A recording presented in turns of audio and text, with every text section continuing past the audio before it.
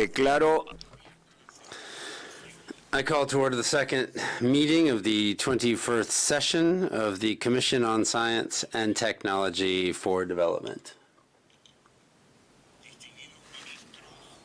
Distinguished ministers, excellencies, distinguished delegates, ladies and gentlemen. I invite the Commission to begin its consideration of Agenda Item 3. It is entitled Science and Technology for Development. I welcome you all to the high-level roundtable on, and I quote, impact of rapid technological change on the achievement of the Sustainable Development Goals, end of quote. The documentation under this item is listed in today's journal. I should like to invite the Deputy Secretary General of the United Nations Conference on Trade and Development, Ms. Isabelle Durand, to make an introductory statement. Madam, the floor is yours. Thank you very much, Mr. Chairman. I'm going to offer my introductory remarks in French. First, I should like to welcome each one of you to this roundtable, which, as the chair has mentioned, is entitled The Impact of Rapid Technological Change on the Achievement of the Sustainable Development Goals.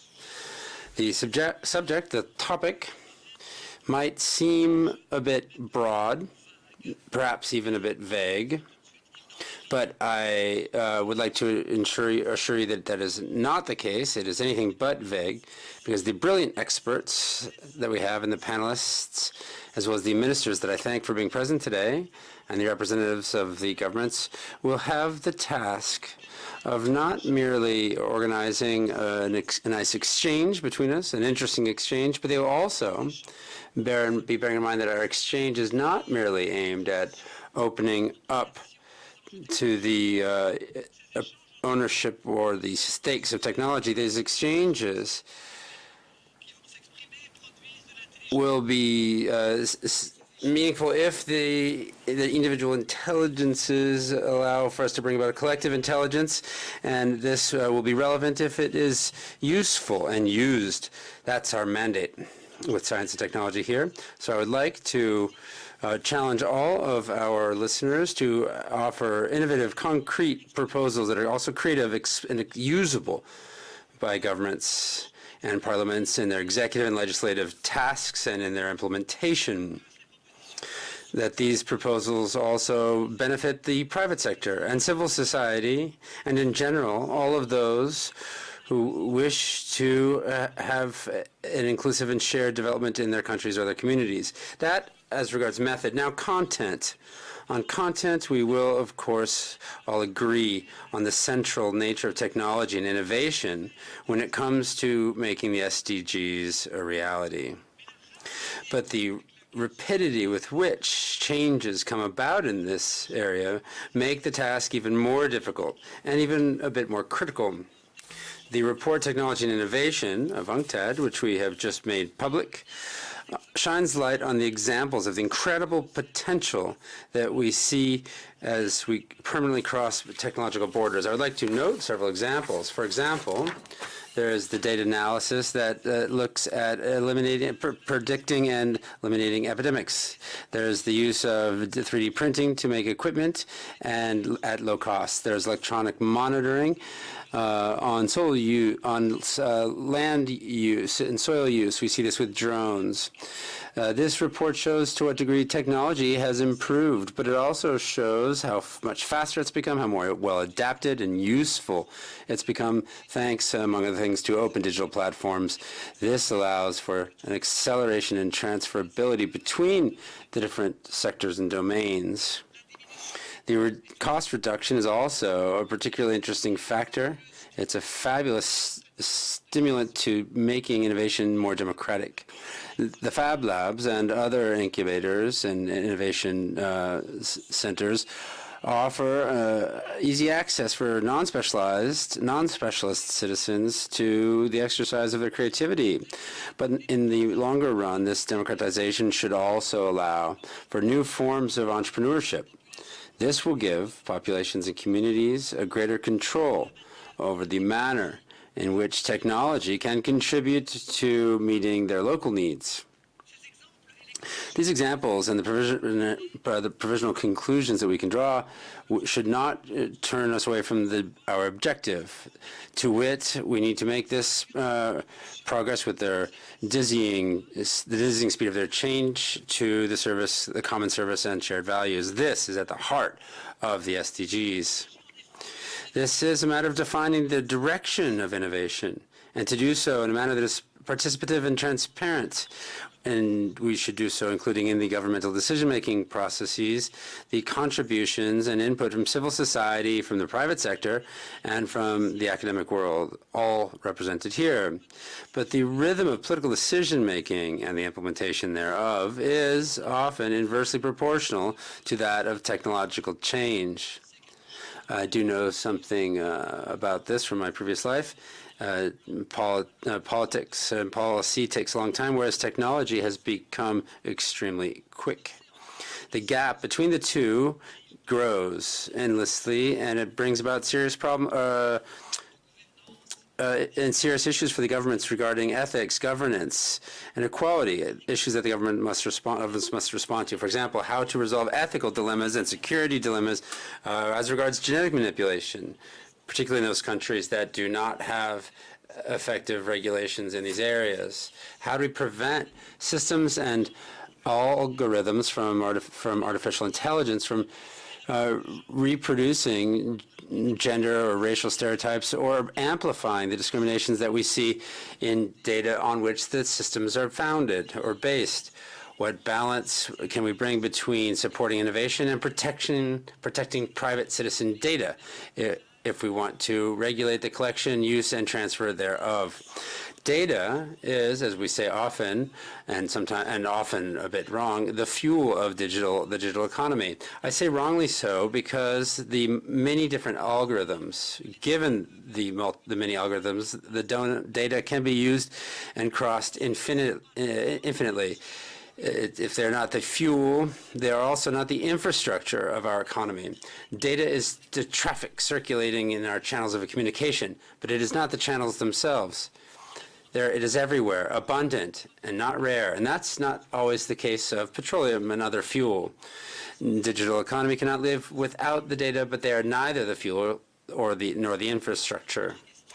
Other questions, so what other tools do we need to have regulated competition policies and adequate protection of consumers when we see such a concentration of power and markets in the area of digital technology? How can we ensure a more equitable distribution of productivity gains born of automation and robotization? How can we preserve a dignified place, an activity, a contribution in society for all of those who have lost their jobs in this technological transition and for whom it is not automatically so easy or possible to retool themselves into other employments? All of these bring me to the challenges that our experts and panelists will be addressing today.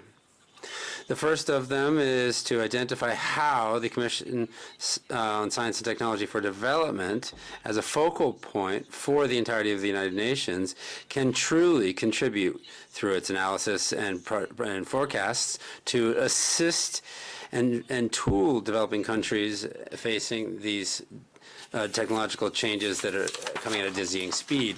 These forecasts should provide or play an essential role in providing countries with tools for evaluation of the potential for development, but also the setbacks and the negative aspects that technological change can also allow for. To do this is clearly the facilitation of decision-making that each country would deem appropriate. The second, what's at stake also, is shining light on the needs and experiences that can be broadened in international cooperation efforts so that technological change and the powerful changes that come from this can not exacerbate even more the economic, social, and technological gaps inside and out and between countries. Also, how can we ensure that the fourth technological revolution and the extremely quick changes that come with this do not completely sweep up the developing countries, or skip the developing countries. I'm convinced that for you, throughout this fertile dialogue in this commission, you'll be able to provide not just recommendations, but also proposals aimed at action, proposals that this commission can submit to the Economic Social Committee, and this can support the redefining of national policies. So thank you in advance for this work. This will nourish our intergovernmental deliberations, and we appreciate the assistance that UNCTAD provides to equip developing countries. We have our task of research and of analysis. This is a heterofertilization process today and tomorrow. I wish you the best of luck in your work, and I thank you for your kind attention. Thank you, Madam Deputy Secretary. My name is Andrew Revkin. I'll be the facilitator for the discussion today. I spent 30 years in journalism, mostly at the New York Times. From the North Pole to the Vatican to the Amazon rainforest, I've been around writing about sustainability questions and increasingly about technology and information. I was a blogger for a long time and learned a lot of lessons early on in how information does or does not move, and misinformation as well. So that was a beautiful and eloquent description of kind of the physiology of progress, information flows, resource flows. Before we move into the main discussion from the experts on the podium, though, we're going to see a video from a crucial audience, which is mostly not represented in the room today, but these are children and youth. I've often remarked in the year 1800, there were only 1 billion people on planet Earth of all ages, and now there are 1 billion teenagers, just teenagers. And if that doesn't get your attention right away, you know, a teenager with information and no opportunity can be a problem. A teenager with information and opportunity can be a great opportunity. So this is for youth. The video, I need to. Before the video, we're going to show a video in a second. If you could give the chair, if you'd like to take the floor. Yeah. Before the video shows, and Donovan Gutierres will introduce that, we'll go back to the chair briefly. Muchas gracias, señor. Thank you very much, Mr. Moderator. We would like to thank Madame Durant.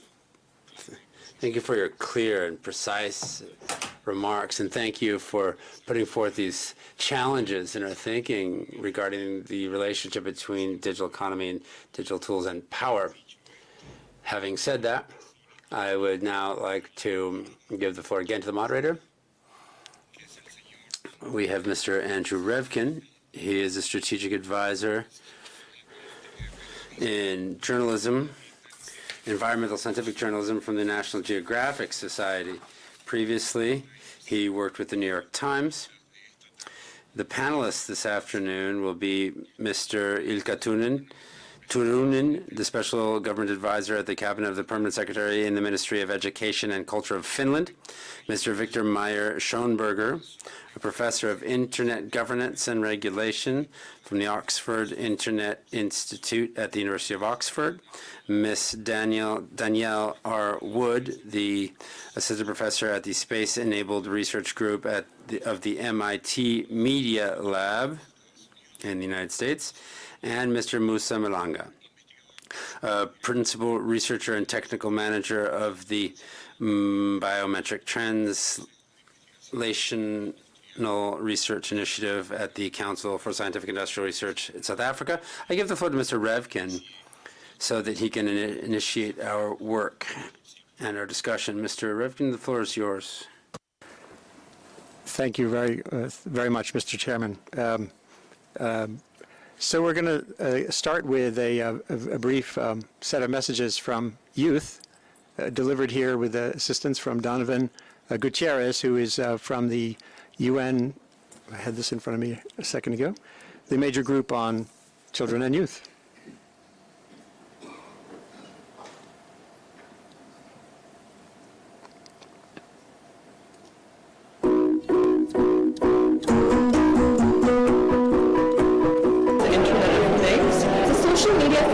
I'm picking a whole field, nanotechnology. Stuff that has to do with big data, data mining, blockchain, things like that. Machine learning, big data, genome editing. We need support to telemedicine and e-health. Robot doctors, just because the new potential to diagnose illnesses and diseases remotely. Drones to bring food products and medicines. Oh my God, we have bacteria. Plastic. There will be programs that will help conservationists to effectively and remotely monitor and evaluate natural resources for effective and sustainable management. C'est la réalité virtuelle. Je trouve que c'est hyper intéressant de pouvoir s'immerger dans une autre réalité. More improvements in technology when it comes to home security and transportation. I think there's going to be a solar car so we don't waste energy when we want to travel around. So we need to integrate proper energy storage systems depending on the economic level of the countries. So we're accelerating development of renewable energy technologies. Technologies which can actually help forecast and then also detect pollutions at a faster rate. 근데 제가 가장 필요하다고 느끼는 신기술은 환경 오염에 대처하는 기술이 있어야 되지 않을까라고 생각을 하고요. We see the introduction of virtual and augmented reality into the classroom and also other types of learning applications. Help all humans around the world to have access to education, but even more importantly, to be taught a coding and robotics as almost a secondary language.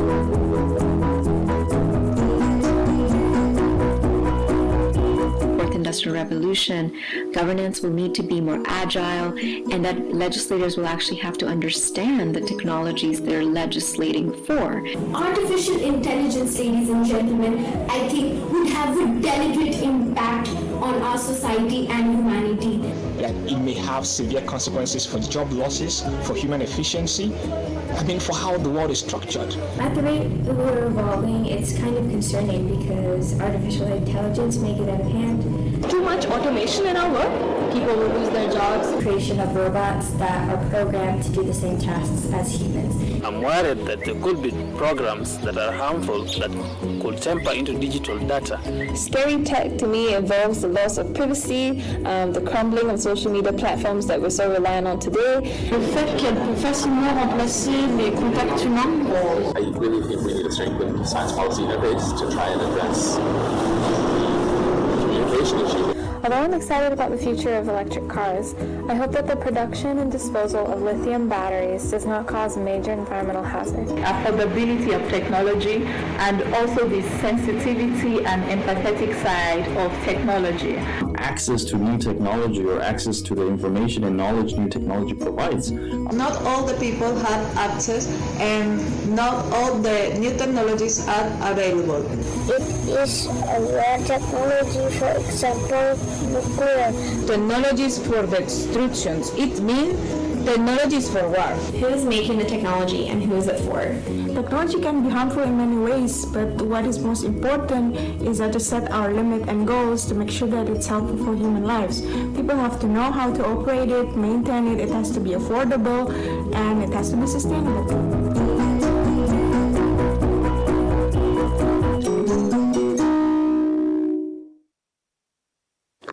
A vital voice indeed. Hopefully some of them are watching online as this streams on Facebook, although most of the teenagers I know don't use Facebook. They've already moved on to other technologies. So here we are. I want to reflect briefly before I introduce the panel. Oh, is Donovan speaking? Oh, yes, Donovan Gutierres, you have the floor. Mic, please. Oh, thank you, Mr. Moderator, and thank you to UNCTAD and CSTD for inviting us to collaborate on this project to put together perspectives from young people from around the world. And a big thanks also to all those young people who did submit videos on quite challenging questions. And I'm happy to say that we actually have probably 20 or 30 more videos of young people sharing their perspectives from consultations we're doing in different communities. We just want to highlight a few main points and then ask a few questions to set context for the panel.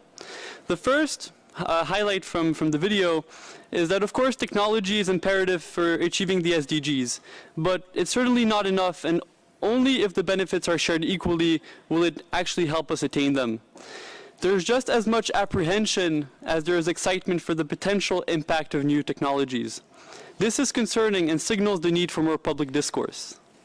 Second observation is that there is no single answer to the challenges faced by exponential technologies. We are dealing with complex systems, embedded with uncertainty and multidimensional risks. What we need are tools that provide a range of policy options rather than rushing into decisions that might lead to long-term technological lock-in. Now a few questions to ponder and then some of our comments. Technology change can be seen throughout history. So are today's technological trends different enough to warrant a special dialogue like this? We certainly think so, and would even argue that we are a bit behind. This is due to increasing concern that the rate of technology change today, amongst other things, is contributing to more and more privatization of knowledge and wealth while socializing risks. Today's circumstances are different, and the consequences potentially irreversible. As mentioned by various colleagues, governance mechanisms are not keeping up with the speed of technology change. This means we need more purposeful, nimble, and adaptive learning systems that are truly inclusive of all stakeholders, cultures, and the planet. Do we have any influence over the speed and direction of technological change? We like to think we do. Can we steer technologies in such a way that fulfills the principles enshrined in the Human Rights Declaration and in the 2030 Agenda? We would also like to hope so. However, answering these questions is difficult, and hoping is not enough, as that holds the risk of further widening inequalities. In approaching this discussion, we need to shift the focus from the technologies themselves to how they're governed. This involves thinking critically about the extent to which our decisions, investments, vested interests, and biases influence if and how technologies are deployed. How can we start making progress? One way is through participatory and anticipatory technology assessments, especially at local levels. In doing so, inclusion of multi-stakeholder groups, rights holders in society, and diverse sources of knowledge from formal, informal, traditional, indigenous is of priority. And such assessments should be guided by a few key principles. For example, technology justice, and previously we heard about precautionary principle and other recommendations. How can we proactively address emerging issues before they become emergencies? Far too often, decisions made today and implications of new technologies are only realized in hindsight. These time lags have the risk of steering countries and society at large towards a more difficult path towards the 2030 Agenda, and a potentially very bumpy one. One way to overcome this may be by promoting an intergenerational lens to technology assessments and decision making. We therefore urge everyone here to engage a broader base of stakeholders, whether it's in your communities, in your countries as government officials, or in your institutions. One important thing to realize is that rapid technological change manifests itself differently for communities around the world, and attaining such granularity is key to ensuring inclusion. We are very encouraged by the work that the CSTD is doing by convening this meeting, as well as the technology facilitation mechanism, and stand assured that as a youth constituency, we'll remain certainly up to date and active in the discussion. So hopefully this sets some good initial words, and we are very much looking forward to the panel. Thank you. And you are more than welcome. Those were very eloquent words again. It's interesting that you mentioned the time lag issue.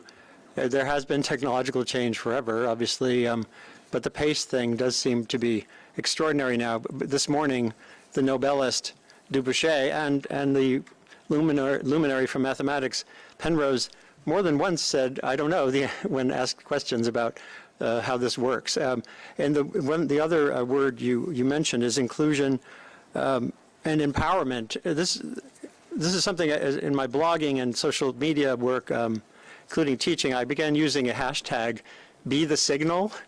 We're surrounded by noise, and we have these tools for engagement now. Anyone can be out there, and if you have a special place in this discussion, it's your responsibility and opportunity to be part of the signal. And hashtags, Twitter actually can work that way. And just to get at the time lag issue, I'm going to show you one. I brought along a visual aid. 1988, 30 years ago, is the year that global warming became a news story. The basic science of global warming had been established in the 1800s.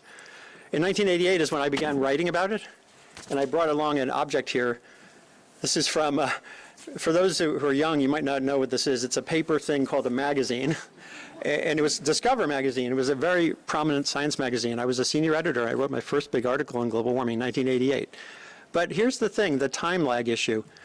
How was this magazine staying in business? Back then it had cigarette advertising on the back. Science magazine, cigarette ads. And when I think back, I don't recall us in the newsroom staging a walkout or the like about, given the knowledge, the science was clear on the risks from that.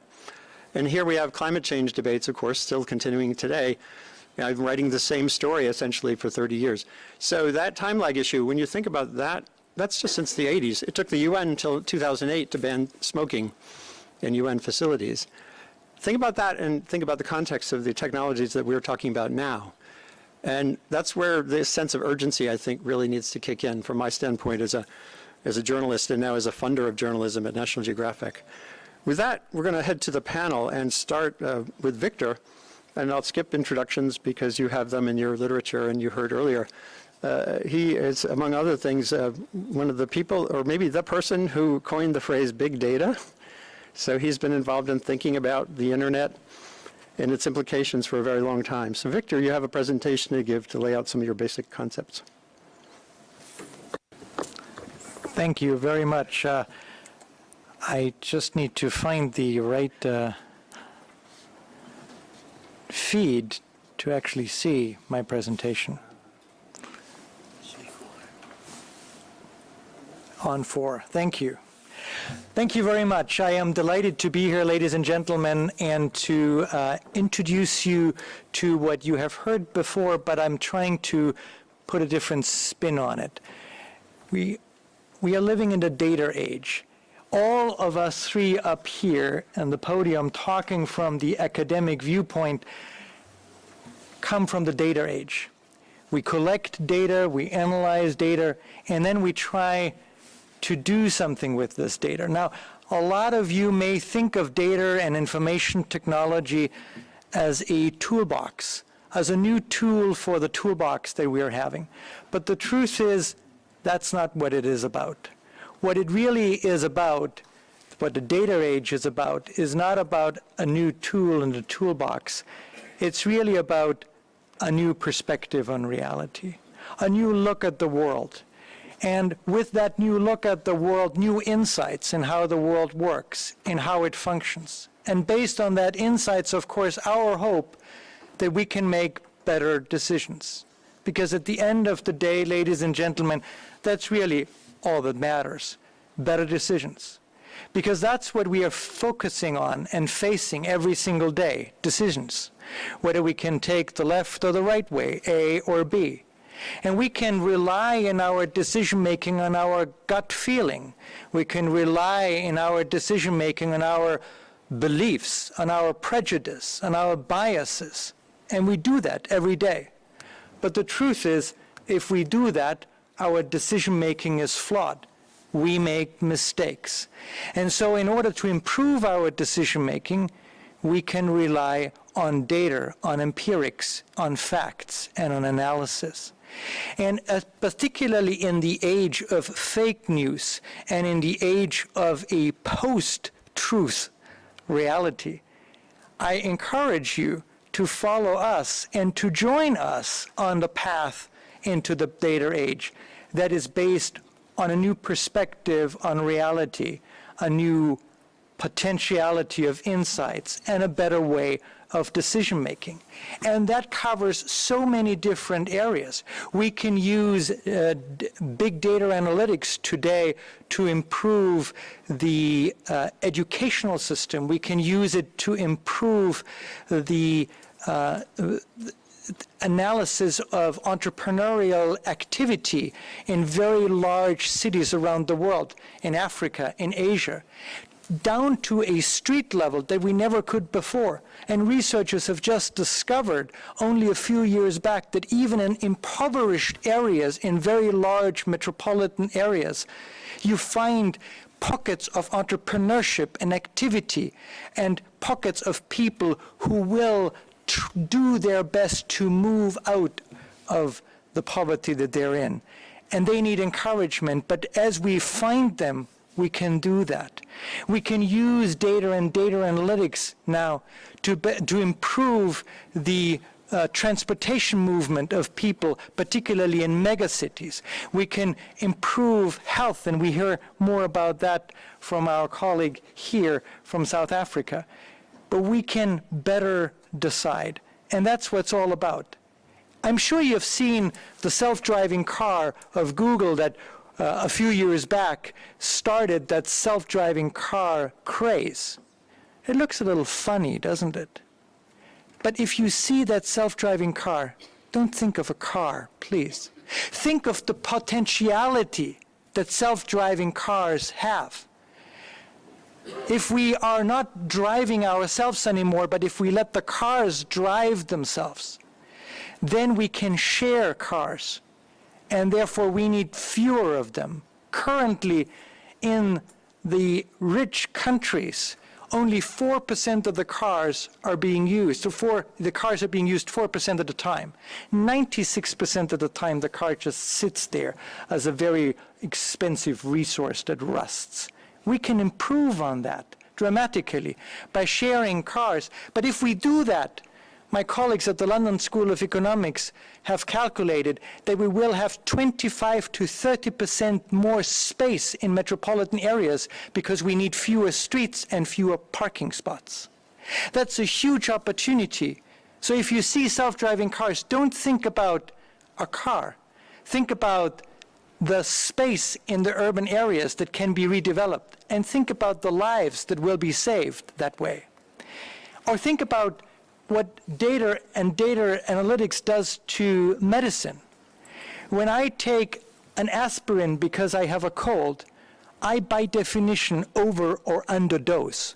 I take a fixed dosage of aspirin that was developed and was chosen as the average dose that remedies an average cold of an average male. But I am not an average male, and I never have an average cold.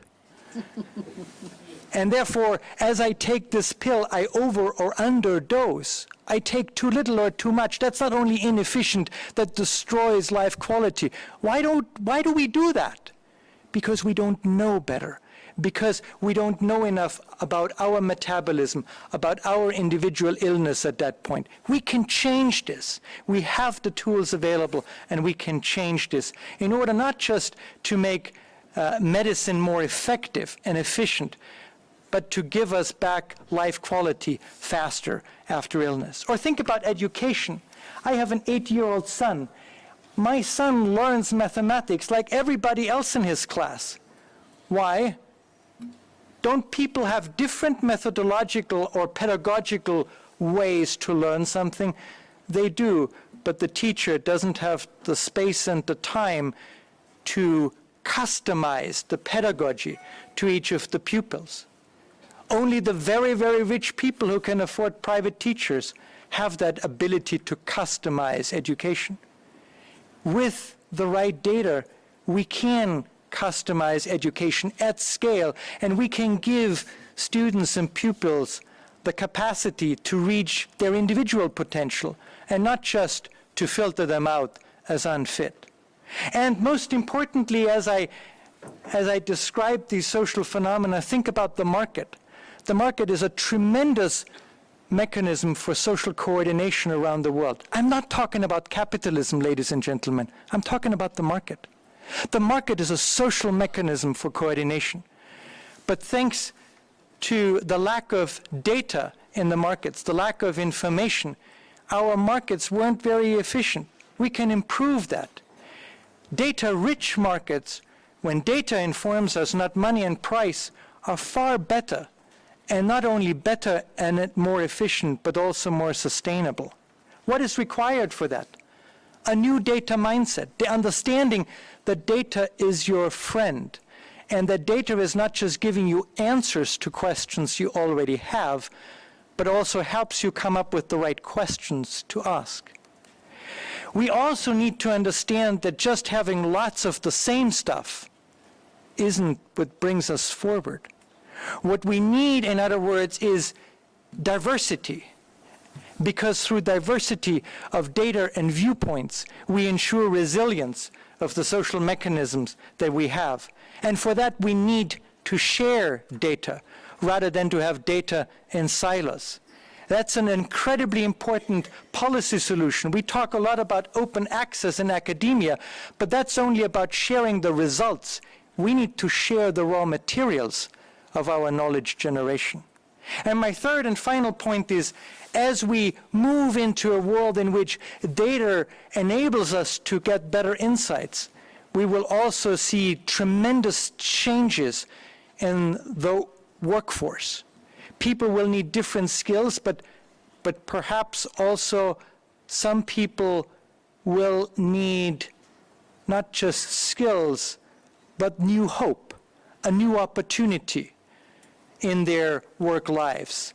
In order to do that, we need to think about whether 40 hours of work a week, or 45 hours, or 35 hours of work a week is the right bundle of work that we have.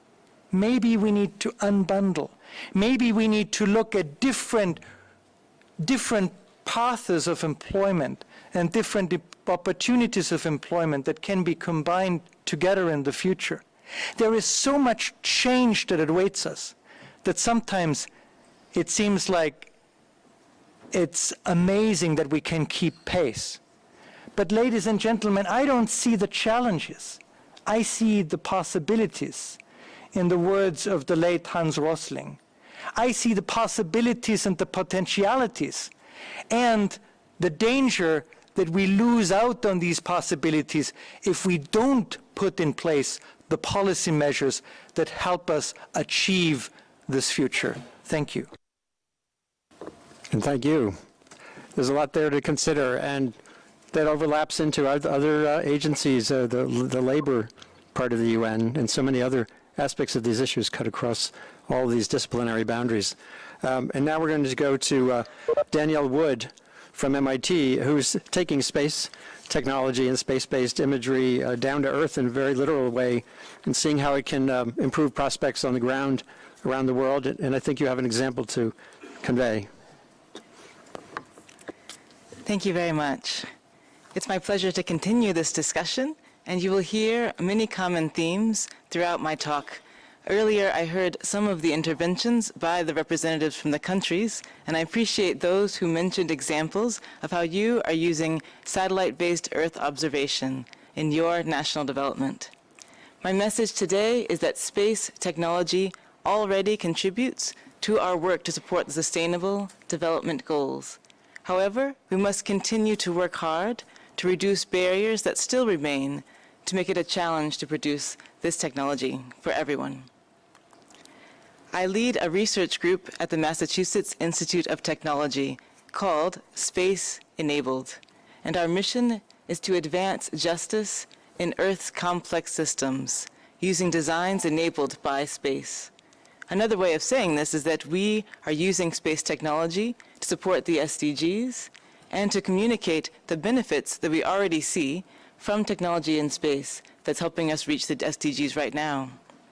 In fact, we highlight that there are 6 space technologies that are in our portfolio that many of you are already using in your countries to support the SDGs, which I know because I have visited many of your countries to meet the colleagues on the ground who are doing this work.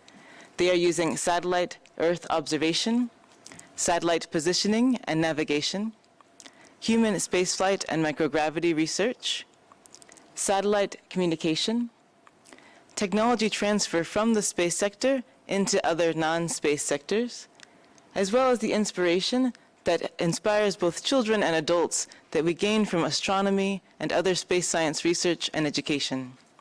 I'll give a few brief examples to clarify how these technologies are already being used to support the SDGs. In the area of satellite Earth observation, we have a number of satellites collecting data about the Earth. Here you see examples from the United States, where I live, and our National Aeronautics and Space Administration. NASA operates about 20 Earth observation satellites, and altogether across the world we have on the order of 70 Some are taking images, but the majority are measuring key variables in the atmosphere, on the land, and in the water. It produces information such as this, which is a global snapshot of the rain and snowfall, which is a collaboration from about 9 satellites from several countries, including the US, India, Japan. So now we can have much better information than we have in the past of what's happening in our environment around the world, thanks to our global collaboration for data sharing through satellite data. Other views we can see include the global activity for vegetation on land and in the water. This kind of information can be combined with earth science models to help us understand what will be the status of crops. And indeed, there's a lot of international collaboration to respond to food security and drought concerns based on this kind of data. In satellite communication, countries like India launch communication satellites that lead to the ability to hold telemedicine sessions, such as one shown here, so that people who live far away from medical specialists can still access specialized medical services. We've mentioned satellite positioning, and it can guide this kind of worker who is spraying to reduce the incidence of malaria.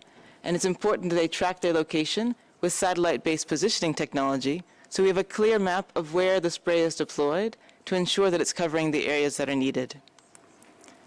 Here we have the International Space Station, one of the hallmarks of international collaboration in space, where about 95 countries have been involved in some way with doing research in the microgravity environment. This means that we are studying how humans and our bodies behave differently when they are not experiencing the impact of gravity. We're also learning about how materials and animals and plants change. This knowledge can help us improve designs on Earth, as well as to understand how the body ages, because going into space is actually like aging very quickly. We also see technology such as this water filtration system, originally designed to serve the needs of astronauts who have to drink water and then urinate and have wastewater and then filter that water again to be used. This same kind of water filtration system has already been transferred from the space environment to be used to filter water on Earth as well. And I mentioned the inspiration we gain from science research. Here you see an example of a radio astronomy telescope in the country of Ghana, part of the Square Kilometer Array. I know we have a South African delegation here who is one of the leaders in the Square Kilometer Array project.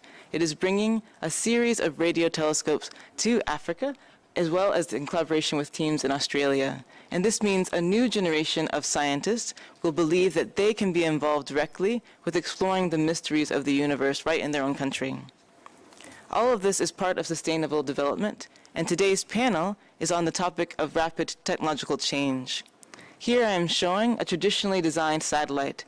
It is large and expensive and lasts for decades in space due to careful engineering and testing. But this is the old way of building satellites, which is still very important. We are also now in a new era where satellites are small, affordable, and can be built quickly. They won't last as long, but they can be used and deployed by countries around the world. And my message is that any country can be involved with building and operating these kinds of small satellites because it's affordable and relevant to your own development goals. So we are seeing countries around the world. Here's an example of an engineer named Hala from the Sudan. She and her school colleagues in electrical engineering decided to teach themselves how to build these small satellites. And later, she continued on and received a United Nations scholarship from the country of Japan to continue her studies.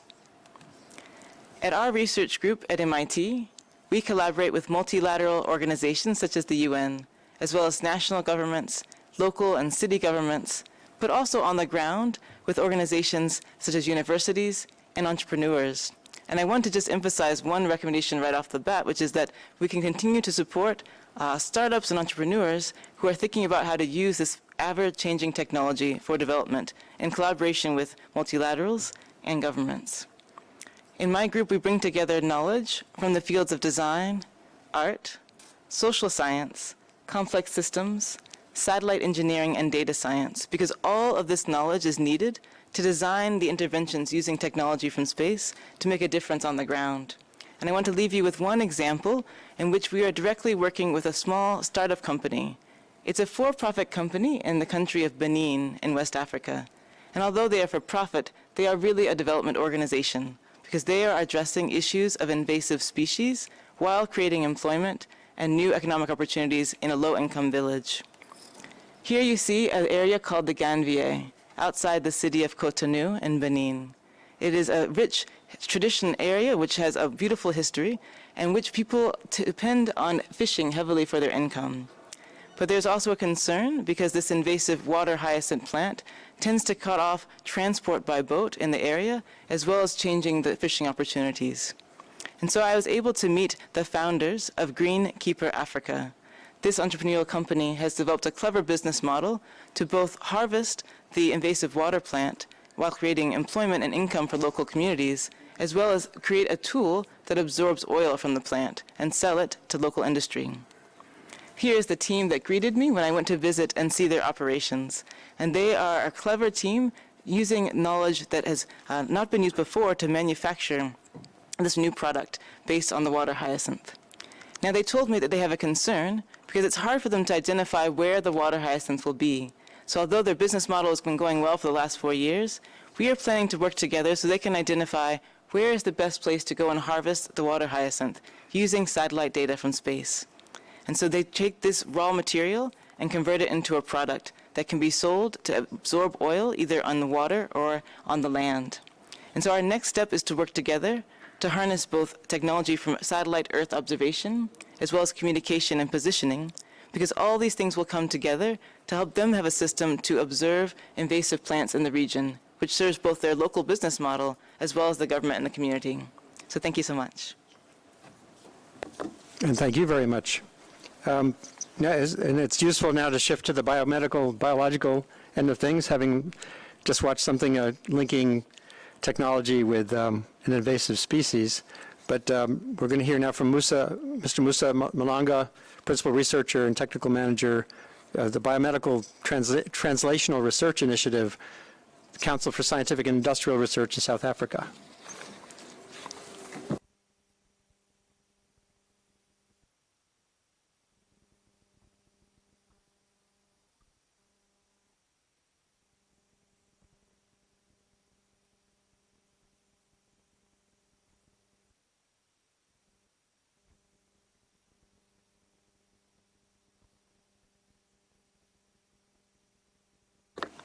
Adaptive technology.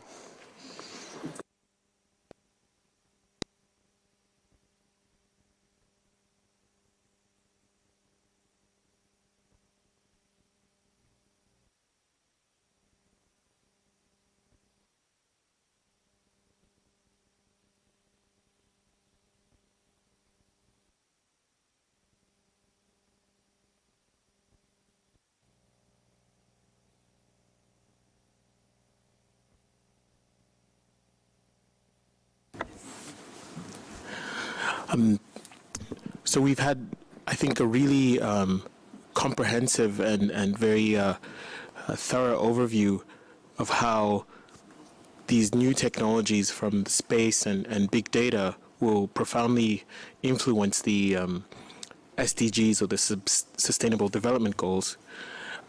From my perspective, I think these goals are really human-centric, and the last frontier for technology really has been decoding the human being and the life sciences on this earth.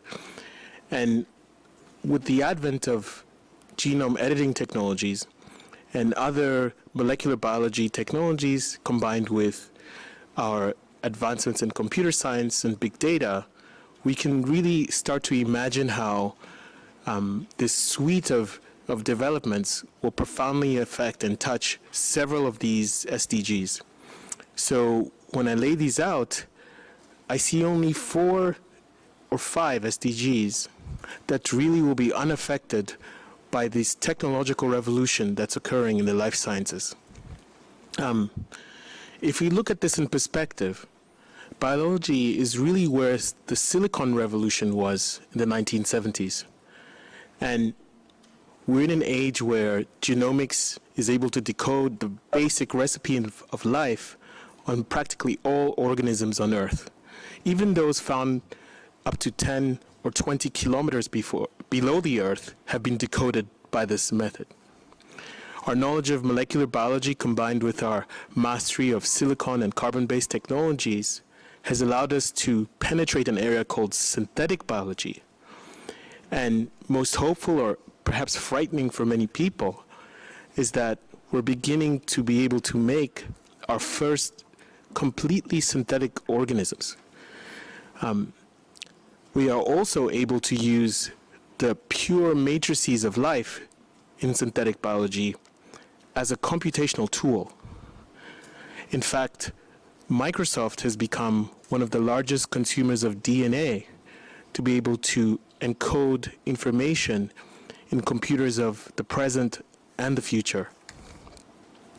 And then there's gene editing, probably the most exciting and wonderful technology from the point of view of a molecular biologist, and yet also the one with the most profound implications for any life form on this planet. Essentially, we are able today to make very tailored design changes in the genomes of practically any species on Earth. Now, this could lead to unparalleled, hopeful change for our species and for the preservation of many different species on our planet. Or, unleashed without regulation, could be profoundly disturbing, not only to our own species, but to the entire planet. Finally, there's a large scale of information that we are beginning to unleash, to decode from these species. And really, it's the big data nature of this, which has been really well covered by Professor Mayer-Schönberger, which is really going to play the greatest role in how we mobilize these technologies. That, coupled with artificial intelligence, has the ability to really allow us large-scale understanding and insight on not only human health, but on other life forms on this planet. And that understanding is not only going to be limited to health, it'll go way beyond our basic understanding of what it means to be human, even to the level of intelligence and behavior. The genome editing evolution has been extremely recent. If we think that this is a technology that didn't exist in a routine form before 2012, we can see from this graph here how knowledge in this space has simply exploded. And now we are reaching a state where our knowledge is not confined to just doing this to edit genomes, but also to change genomes dynamically, even in real time, even in a living organism. And we have our first evidence late last year of the editing of human embryos, even though these were not allowed to develop fully into human beings. How does this affect the developing world and places like Africa? Well, more in the present, I think that Africa will first feel these effects in the regions of agriculture. We've had many debates about genetically modified organisms, and these debates have really centered around the introduction of foreign DNA into already existing organisms. With gene editing, this debate has shifted. What we're talking about is actually the in situ modification of an existing genome. And that severely blurs the lines to the core arguments that are made in genetically modified organisms, and thus opens the door to very wide-scale changes that could occur in the spaces of agriculture, in food production, in the development of biofuels or other fuels, and even in the material sciences, where we can produce specialized polymers through agriculture that have been genome modified for us to be able to make materials that we couldn't dream of growing in fields of agriculture before. But then there's another aspect to all of this, which is this will also mean that we can manage epidemics. And here we know from 2 years ago, the experience in Brazil with the outbreak of dengue fever and Zika virus, where the possibility of permanently removing the Aedes aegyptus mosquito species, the vector of Zika, by eliminating all female mosquitoes is actually a reality. It's actually a possibility. But again, this brings up the question, this is removing a species completely from the face of the earth because it carries a disease that potentially kills a third of human beings that are exposed to it. Who makes these sorts of choices? And how are we going to be able to manage epidemics like this in the future with this type of technology? So the impact of gene editing in the last 7 years that it's existed has been profound. And this is a non-linear impact that's going to continue into the future. As a result, these 7 governance principles for at least human genome editing have been widely adopted by the scientific community. I think the words in the slide speak for themselves largely. I think in this audience, the aspect of transnational cooperation is probably the most significant one to pay attention to. In the last couple of slides, I want to return to the idea that biology is where the Silicon Revolution was in the 1970s, but evolving way faster. That little graphic that's there from The Economist showing the cost of computing versus the cost of sequencing the human genome now is completely outdated, as that's from 2010. We're now sequencing the coding parts of the genome at about $200 an individual. And in a few years, this may even drop to the price of an expensive blood test. But with that, this age of genomics really touches such wide spaces, from big data to ethical issues to our ability to intervene at several levels of life on this planet, and in many industries, that it's almost like thinking of this as a part of the fourth industrial revolution.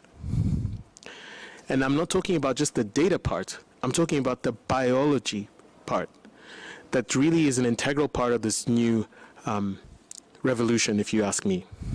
So as a data science, producing these huge amounts of data that can be applied to correlations, that can in turn be used for deep learning with artificial intelligence, which can stratify individuals, geographies, and as we heard earlier, can even drill down in a city to pockets where entrepreneurship is highly successful.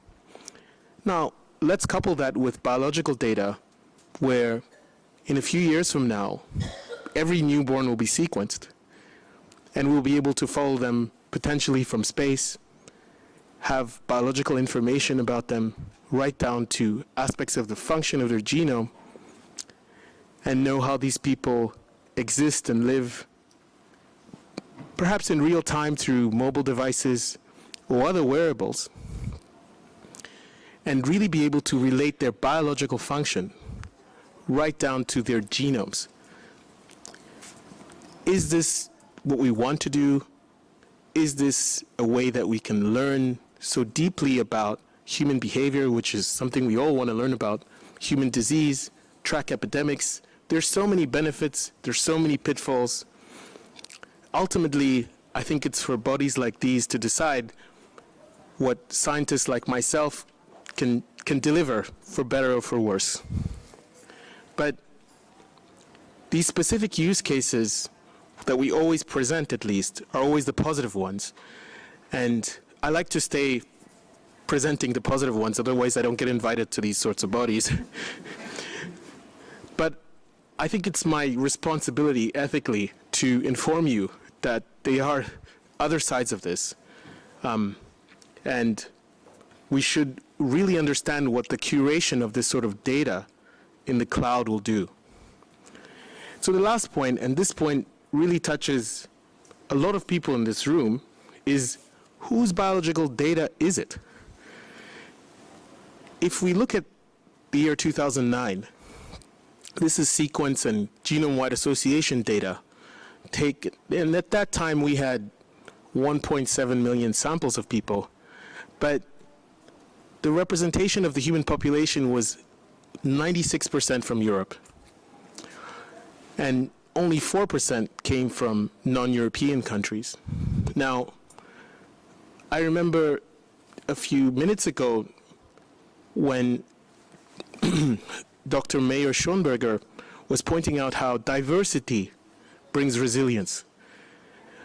We certainly don't have this diversity in our understanding and decoding of the human genome. And it profoundly affects the participants in this new age, this new revolution, from genome editing to big data to genomics that I'm mentioning here.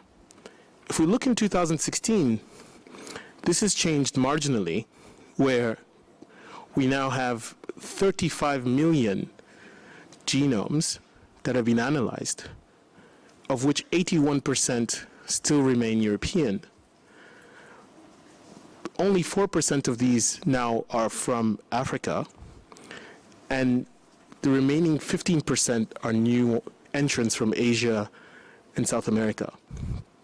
And of course, if we were to do the population of the world, we'd see that the population of the world is completely inverted on these statistics. So this points to who the beneficiaries really will be in the future of this sort of data, and who will benefit from being able to do precision genome editing because they'll have deep knowledge of their sequence, or who will be beneficiaries of artificial intelligence and deep learning on these genomes because they have so many genomes to do this sort of training on. So I'll leave you with this last thought, and I guess that's a good way to start our discussion. Thank you. That's a very powerful way to start to get at this discussion, and it brings to mind the importance of the ethical side of this discussion. I was at the Vatican in 2014 when Cardinal Maradiaga, who was one of the Pope's posse, let's call it that, at this meeting on sustainable humanity, he said, nowadays it feels like mankind is a technical giant and an ethical child. And that just seems more and more true as the years go by. I've just tweeted about this while you've with our hashtag for this meeting. So hopefully we'll have some representation from those fields going forward as well. But we're going to turn to Ika to give some reflections and offer some ideas from the policy end of things. Given what you've heard, plus what you were thinking about before you got here, can you provide policymakers with some guidance? That would be great to hear. Thank you again. Thank you. My colleagues have described all the potentialities of modern science and technology. It's very true that over the coming years we will see a new wave of innovation based on, I would say, converging of digital and physical technologies such as digital manufacturing, genomics, Internet of Things, artificial intelligence, and innovation heavily relying on science, engineering, data, and high-capacity digital networks. And as we heard, the development of big data and artificial intelligence in particular raises both hopes for better healthcare, safer transport, more sustainable farming, but also some ethical questions. I would like to tackle 2 or 3 issues that are relevant, that was also mentioned in very many introductions of the young generation, because they stresses a lot of the situation where we live now, that the policymakers are facing wicked problems, very complex problems. And there is always shortage of time lag, and issues are perhaps too big to deal with one country, within one country, or within one ministry. Therefore, I think that someone has already said that very important is to create structures for anticipation and forecasting. And when I say that, I mean that it's a structure that involves all the stakeholders, not only ministry, public and private sector. In my country, just to give an example, the parliament, one of the standing committees of the Finnish parliament, Eduskunta, is Committee for Future. And one of its obligatory tasks is technology assessment.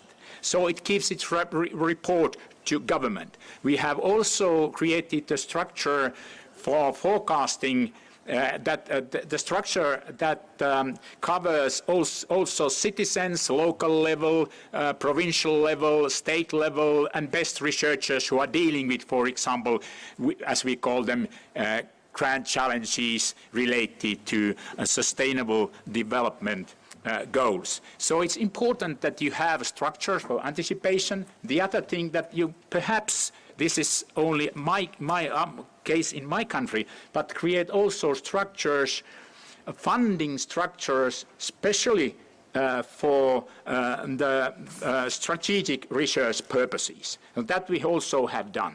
So this is something that you can do.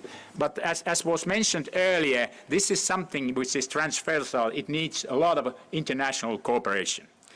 And the other thing that is important, because I work for the Ministry of Education and Culture, is to discuss what kind of skills and competencies all citizens need in the future.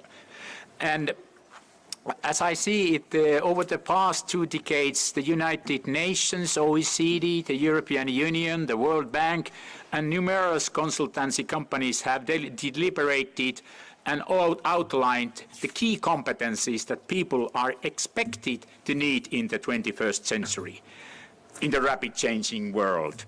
And I think that it's fair to say that there is a broad consensus on the key issues. For instance, we must make sure that everyone can acquire foundational cognitive and socio-emotional skills, and that those who fall behind are given support.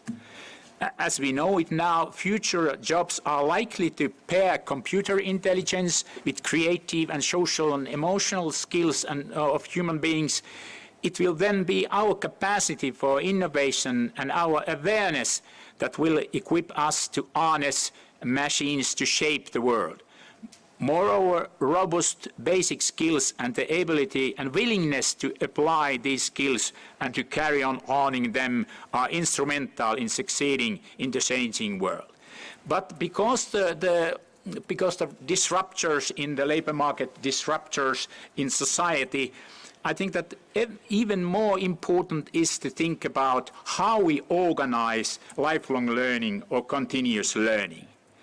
As I see it, I believe that in many countries there will be overhauling the educational system in the near future so that they can pave a way for continuous learning. In my view, we need to create structures, financial models and incentive for constant learning that draw on the shared responsibility between individuals, employers and society. I consider, for example, that it's likely that social security, taxation and labor market policy will be reformed in such way that lifelong learning becomes a mainstay. And there, it was mentioned that the concept that was used earlier was customized education. We also can call it personalized educational paths. And that's possible if we use the social benefits and employment benefits in the idea that they all support continuous learning. So the social security network will support learning. That is perhaps my main point today. But I also want to comment the idea because or the worry that was mentioned earlier, the fake news. Therefore, I think that something that we have almost forgotten in the ministries of education is that what we know, what we understand, what we are capable of, and how wisely we are able to harness the explosive expansion of data for the best of humanity will become instrumental with respect of sustainable development. Here I mean that the science and technology education will take a bigger role. People everywhere will need to have the ability and willingness to acquire, process and evaluate new information and to follow scientific and technological development. And that, for me, that means also the social impacts of different types of technologies and sciences. And that's very vital. And finally, my last point is about the democracy. I think that it's important to stress that research, openness and critical thinking are essential prerequisites so that people can discriminate between what is true as opposed to what is untrue and what are rumors and mere beliefs. And scientific research makes it possible for an open democracy, and that we have to remember. Thank you very much. Well, thank you very much. Those were incredibly important points. And finding a way to build a culture in which reality matters, in which there's especially for younger people, in which reality is cool, is desirable, is certainly a keystone question. And also is invaluable that you mentioned aging. We talked about the youth, but we live on an aging planet as well. And figuring out how to, that incredible asset, older minds, remains an asset, is a critical question going forward. So now it's time for the ministerial commentary and input. And we thank you for your patience. And it's that time of the day when it's hard to remain deeply engaged, and here you are. So let's start with this list. Try to keep your input as brief as you can, because we have only until 5:30 p.m. to get in everyone's contribution. And we'd start, the first one is from Pakistan, the Minister for Science and Technology from Pakistan. If you will, you have the floor if you are at a microphone. Chairman, I am thankful for providing us an opportunity to participate in this very important discussion on scientific and technological cooperation to achieve sustainable development goals. Pakistan's long-term vision and strategy for socio-economic development, named Vision 2025, and the Science, Technology, Innovation Policy 2012, recognizes that investment in human resources and development of science and technology infrastructure are critical elements to address the rapid technological change in the world. So the economic progress today for Pakistan is essentially knowledge-based, which requires knowledge workers who can help move the economy from commodity-based to knowledge-intensive products and services.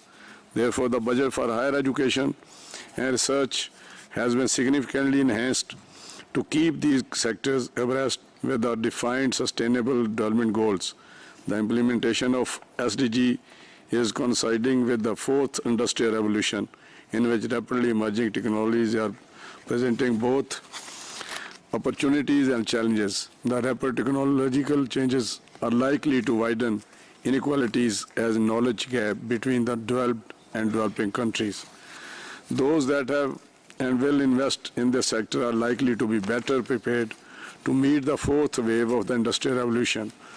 In so far as lower income countries that have large populations, especially facing youth bulge conditions, lack of employment opportunities, or displacement of labor could aggravate poverty, leading to marginalization that would create conditions for disparities and conflict.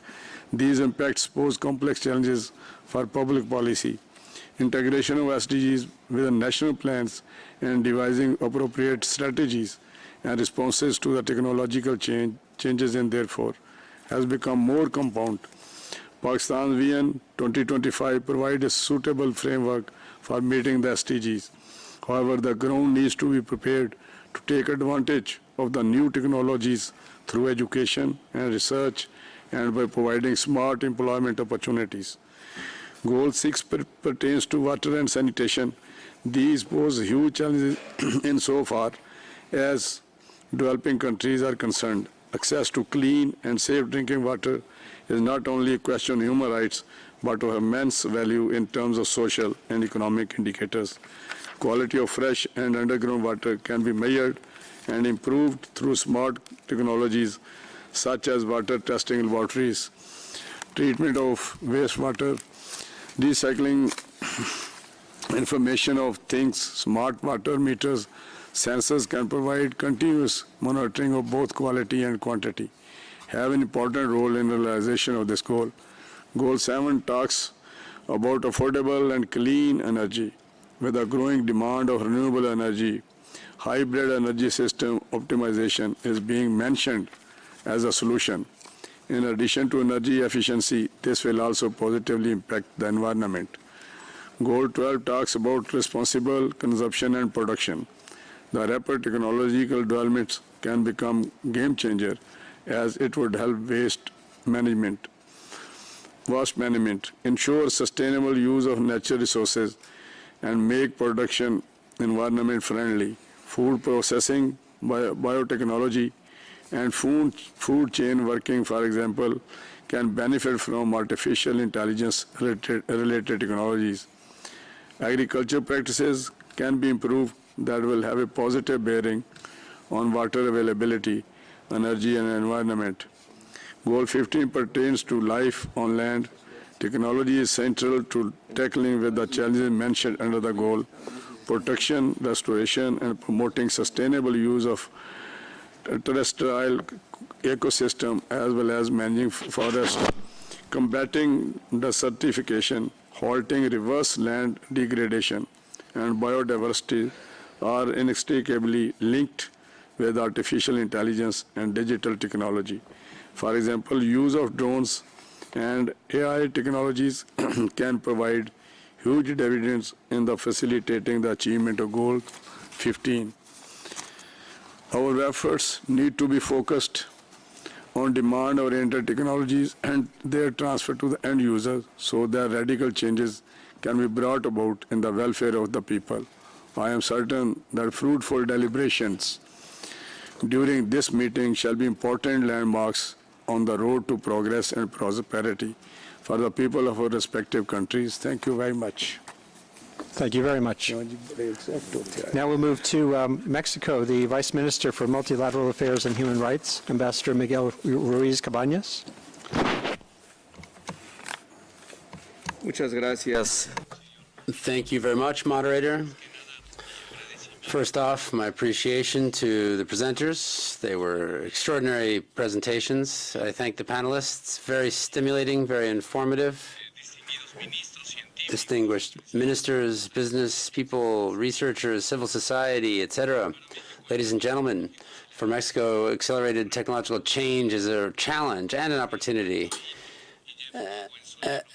And in the book, How to Survive Our Faster Future, we see that our technology has gone beyond our abilities as a society to understand them. We need to note that technological change can create new jobs, new income. It can also allow for access to greater opportunities that previously considered unattainable. New technology can significantly improve our quality of life the world over if they're developed right. However, we must be aware that the so-called Fourth Industrial Revolution can have broader global effects on our societies. The effects are already visible, in fact, in developed countries and in developing countries. Thousands of jobs have been displaced and eliminated with AI and automation. Understanding the accelerated technological change is essential. We must recognize that so far there are no national or global governance models that can adapt to this, but this must happen. National legislation as well as public policy are not moving at the same pace as are the new technologies. The consequences in education, employment, and the economy are passing us. Our goal should be to gain awareness of the growing disruptive power of technological change, which is accelerating. We must prevent the possible negative effects now instead of mitigating them in the future. We must look at the ethical implications of the dual use of technology. There can be common good uses, but they can be used to harm. The governments have been unable so far to establish correct measures for addressing this and for designing public policies based on best practices, with some exceptions. The governments must contribute to the creation of awareness in the private sector and civil society as regards the implications and benefits and potential ethical problems that arise with AI and other technology. We must also facilitate access to knowledge and the distribution of information globally as regards the possible socioeconomic or environmental effects of new technology and the automation of our societies. I believe that our public policies should be focused on 4 targets. First, the design of methods in developing new technologies to favor a better dissemination of knowledge, avoiding the data manipulation with political purpose or economic purpose. The handling of data, not the data themselves, data management and handling should be seen as a public good. 2, promote technological innovation on all continents. 3, support education and develop skills for individuals so that they can adapt to new technology, and thus we will not be leaving anyone behind. And 4, include and mobilize the private sector, academia, civil society as crucial stakeholders working hand in hand with the governments. All countries should step up their technological capacity to support their societies so that they can take the greatest advantage of these opportunities. These should be catalyzers that brings about the achievement of the SDGs, reducing associated risks. The UN is the perfect place for all relevant stakeholders, including states, academia, private sector, and civil society, to share goals, concerns, and ideas on how to adapt to technological change.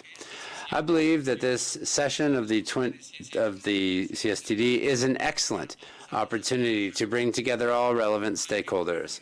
We must convert our discussions into domestic, national, and regional strategies adapted to each country reality. We must create a global governance system and public policies that are efficient and effective. I thank you. An excellent contribution, as one could predict. I encourage the panelists here to keep notes. We may have time for some responses toward the end, or at the very least, later on, I'll get your responses and I can tweet them out to the hashtag. Now we move to Botswana. Minister of Tertiary Education, Research, Science and Technology from Botswana, you have the floor. Thank you very much. Oh, is it? It is. Yeah. Thank you very much. From my outset, Chairperson, allow me to congratulate you on the elections and thank the Secretary General of UNTAC and his staff for the hard work and preparing for this meeting, and my appreciation to the presenters. It is my pleasure to be here today and present to this important meeting the overview of our experiences with the technology changes and our plans today towards achievement of the Sustainable Development Goals.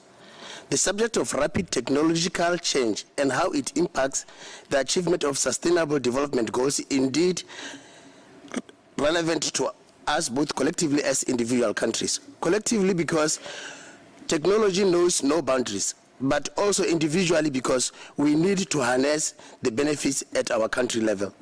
The government of Botswana highly recognizes the role played by the research and science and technology innovation in spurring the economic growth and innovation. The government has demonstrated this commitment by approving the revised policy on research, science and technology innovation in 2012. Through the policy, the government of Botswana intends to transform her economy from being commodity-driven into knowledge-driven economy, with RSTI playing a major role. The policy calls for this systematic approach to research and science technology innovation with the clear vision, programs and incentives, measures, roles, targets, and monitoring indicators. The implementation plan further advocates for the establishment of mechanisms and structures to coordinate linkages across the sectors, set priorities, and allocate funding for the policy as well as guidelines to specific programs that can be adopted. The policy implementation is ongoing, requires specific instruments to be put in place in order to achieve its goals. This can be in form of more specific policies, legislation, and mechanisms established implement specific components of the policy. Research and development in Botswana continues to grow, albeit at a slow pace over the years. Some of the greatest impediments to R&D growth include scarce experienced human resources, low funding of R&D activities, minimal participation in the private sector and R&D activities, fragmented research activities, and minimal meaningful interaction between the industry, institutions of higher learning, research institutions, and government, and just as some a few. Moreover, in quest of economic diversification, the government of Botswana recognizes the role of RSTI economic development and has thus made deliberate efforts to interact the RSTI all sectors of the economic and maximum impact. Botswana endures with indigenous knowledge, with its incense and untapped potential wealth, that should benefit the growth of the country. A strategy of research and innovation in indigenous knowledge system is being drafted. Some indigenous knowledge systems in healing agriculture, food systems, cosmetics, detergents, knowledges, and areas have potential for beneficiation and economic diversification. We therefore urge this commission that we are looking at the application of rapid technologies for sustainable development. We should be mindful of the transformative potential of our indigenous knowledge systems. Chairperson, as early as 2005, Botswana made efforts to prioritize areas for research and technology development. We have come to a realization that the priorities need to be further refined in order to focus on resources. My country's goal is to improve the delivery of health, education, agriculture services, enhance accessibility to energy, potable water, innovate information, as well as improve food security. Let me highlight some examples, two of the critical priorities for my country, which are the provision of potable water to all, and as well as improving energy provision in the parliament of my country, Botswana, which is vast, drought-prone, and sparsely populated. Botswana seeks to improve the availability of cost-effective energy to every citizen. The traditional methodologies of using firewood are no longer sustainable. Similarly, energy and power generated are fossil fuels in destroying our climate, and we have all in one form or the other begun to experience the negative impacts. Therefore, programs are already in place and being planned for us to realize this goal. It is therefore necessary to have policies and legislations in place, as well as mechanisms established to guide development transformative technologies, and it is light that Botswana has requested assistance with the review of research, science and technology policy in 2012, so as to cater for the rapid technology changes at the same time as we should develop interventions to reduce or even prevent the negative impacts. Thank you. And thank you. Very important points which will resonate going forward. And we move to Swaziland. Minister of Information, Communication and Technology, you have the floor. Thank you, Excellencies, Chairperson, Honorable Ministers present here, distinguished delegates. Swaziland, despite the current economic challenges, Kingdom of Eswatini has demonstrated both political will and vision to mainstream science, technology, and innovation in all sectors of the economy. From a policy perspective, the country has made positive moves in STI development. The country's Vision 2022, which is guided by the development strategy of 1999, serves as the country's roadmap to reaching level of development that will ensure that by 2022, the Kingdom of Eswatini is amongst the medium human development group of countries founded on sustainable economic development, social justice, and political stability in line with SDGs. The NTS places emphasis on a variety of STI development initiatives and thematic areas to achieve this vision. a trend that has emerged worldwide that could give an opportunity to solve great societal challenges and achieve SDGs in the form of robotics and artificial intelligence. In the Kingdom of Eswatini, there are a number of initiatives that have been created to introduce the concept of robotics in society to create a science-conscious society, as discussed this morning, to create an awareness of using IT to solve social changes. Initiatives such as the Africa Code Week program introduce primary school children in both urban and rural areas to programming.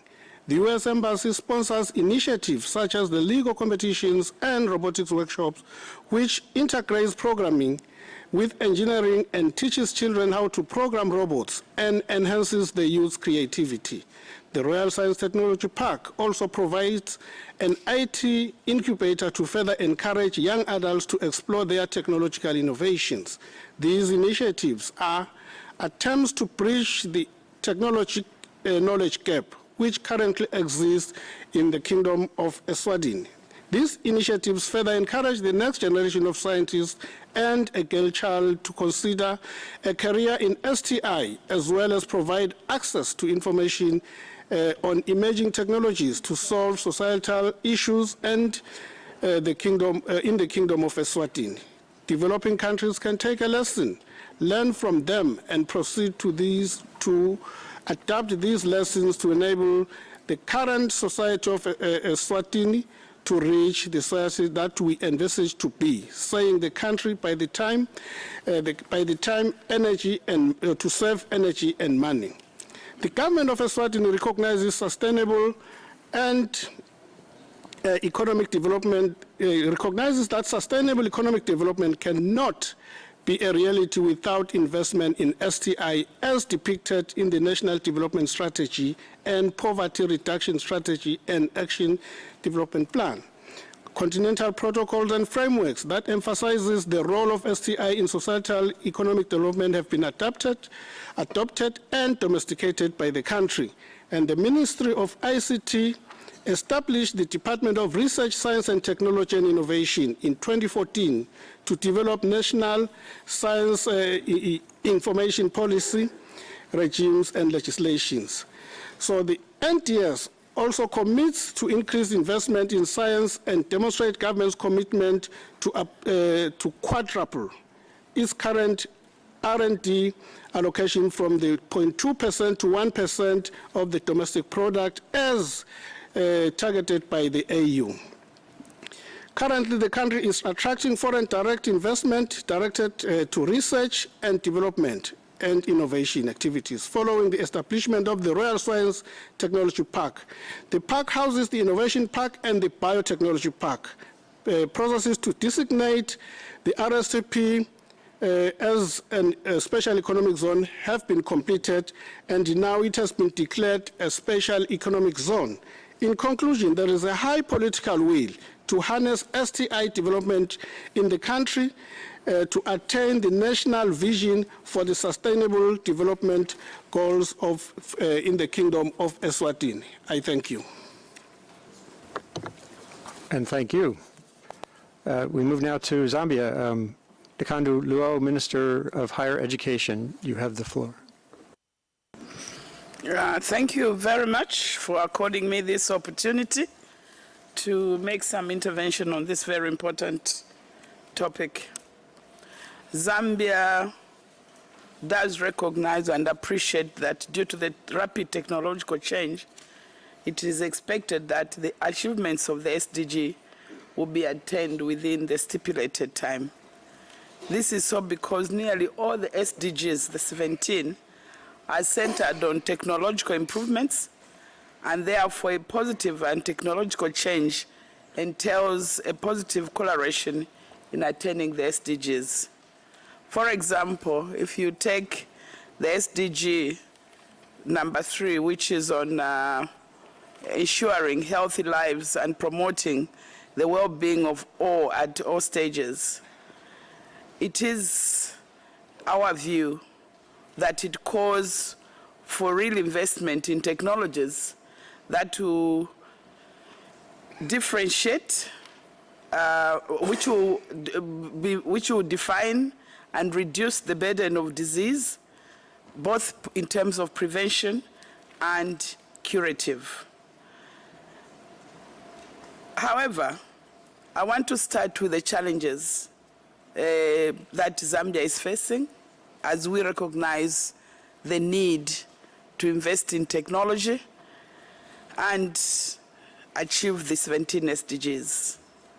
One of the challenges is that Zambia needs to redefine the educational sector, especially higher education.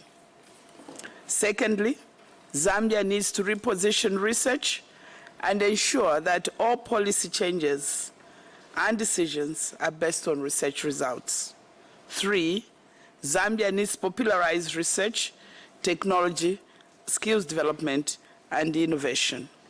4, Zambia needs to accelerate skills development so that we have appropriately skilled human resource to respond to the new technologies. 5, Zambia needs to be aware as to how to manage the waste that will be generated from the new technologies. And I want to say number 6, and I was very pleased when the presenter from South Africa talked about the negatives, that we expect some backlashes as we address this technology and innovation. So first things first, what are we doing in Zambia? Therefore, as such, we have spent the last few years trying to do major policy changes in the country, in the area of education, science, research, skills development, and innovation. Apart from policy change, we've also been changing the Act so that it speaks to our policy changes. 2, Zambia has put a very high premium on infrastructure development that speaks to technology, such as connectivity, the ICT, and we are also ensuring that all the parts of Zambia, regardless, even in the remotest parts of Zambia, is connected. Otherwise, having technology changes within the line of rail will impact negatively on what we want to achieve as a country. We have also established incubation centers for some of the technologies that we are already putting in place. Zambia also has established innovation hubs, and we are actually looking for partners from all over the world who can invest in our technology hubs within the country. We are in the process of establishing a regional center or high technology regional center, because it is such kind of activities that will accelerate our quest for rapid technology. 6, Zambia at the moment is pushing our Academy of Science, because we don't want them to be crawling. This is time for Academy of Science to be running. And finally, Zambia is pushing for partnerships. And this is one of the very important SDGs of the 17, creating partnerships. Without partnerships, locally within Zambia and across within Africa, and also between the North and the South, it will not be possible to achieve rapid technology changes in our country. So, Mr. Chairman, ladies and gentlemen, while Zambia appreciates technology changes, we are also weary of the backlash that can happen. I thank you. And thank you. Those unanticipated consequences lie there just waiting to unfold, and they're complicated, and being aware of the possibility is really important. Very early. We move to South Africa. Minister of Science and Technology, you have the floor. And we have half a dozen more or so ministerial comments, so these have all been nice and brisk, and if we can keep it that way, that's great. Thank you. Thank you very much, Moderator, for the discussions that are coming through from the colleagues. I think if we are to look at the impact of rapid technology in achieving our SDGs, I think it has to be consciously driven. It's something that cannot just happen. So we have to ensure that when we use technology in terms of achieving our SDGs, we do it consciously. I say this, for example, if you to look at the goal that has to do with climate change and making sure that our environment is safe, we have to make sure that we utilize our technology to be able to assist us. For example, in South Africa, we've done work around beneficiation, where we've established a biorefinery because part of the responsibility is to ensure that we have, we manage our waste so that our earth is not damaged. So part of that is making sure that the technology assists us to solve two problems in terms of environment, but secondly, being able to produce products that are safe. Again, that you see it on the beneficiation around our introduction of our technology around hydrogen fuel cells, providing electricity, but at the same time, providing a sustainable life for our mining sector. So that is part of what I'm saying, that it has to be consciously driven and being able to do that. But you can't utilize technology as the last speaker, minister from Zambia, talking about the negative consequence, because if you are to look at the fourth industrial revolution, there are fears about issues of job losses. Now, if we are to take conscious decision to do and implement technologies. Therefore, part of the responsibility is to look at, for example, light manufacturing, not heavy manufacturing, light manufacturing, utilizing innovation, because in that way, you are able to still create jobs, you are able to deal with the issue of inequality and as well as poverty elevation.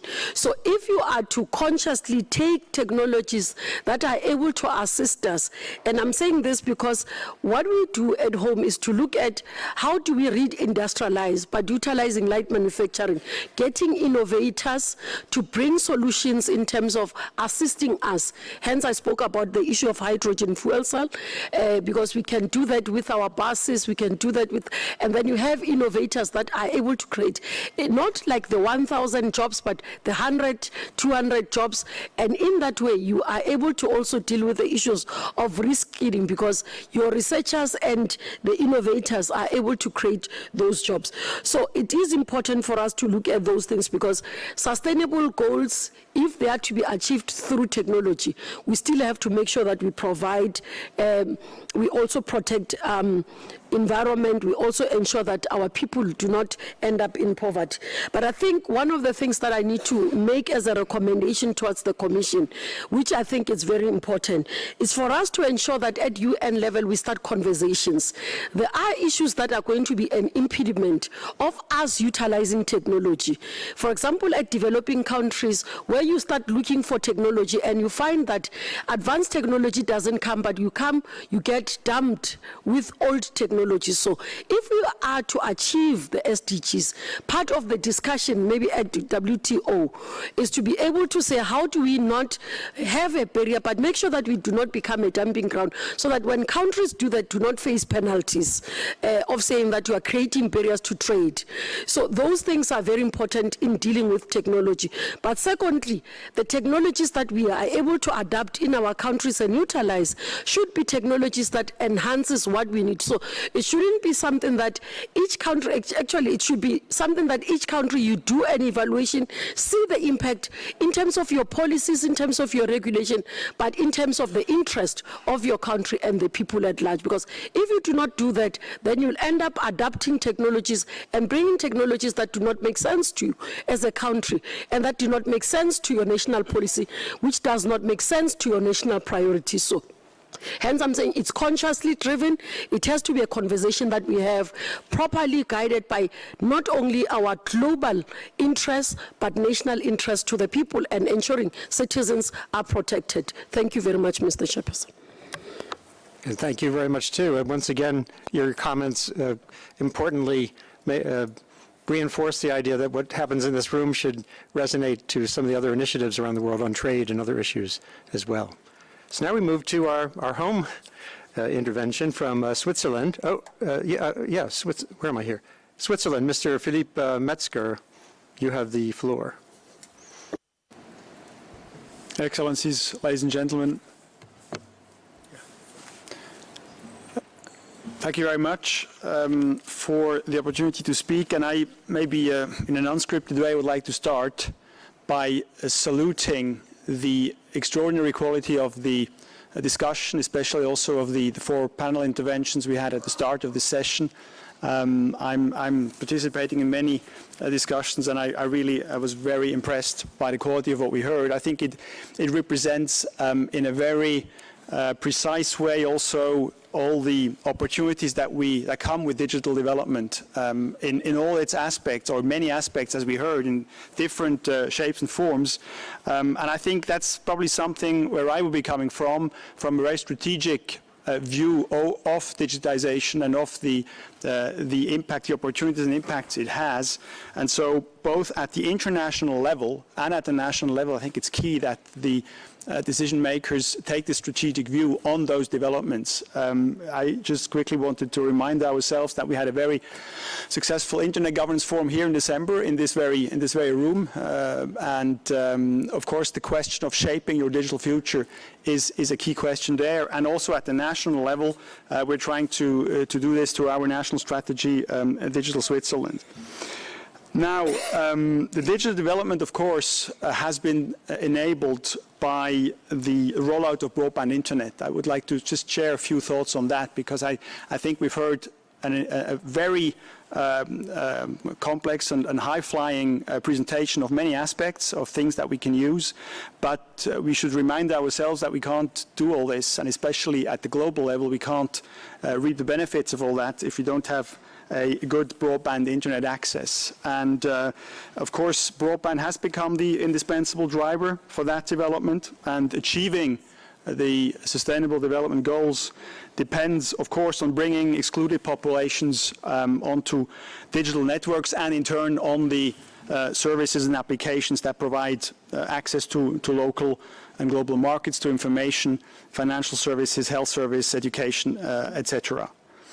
So while the advanced economies are galloping ahead with virtualization, with big data, I think we heard it very nicely in the video statements initially from our young citizens and researchers. We have cloud services, artificial intelligence, and the like.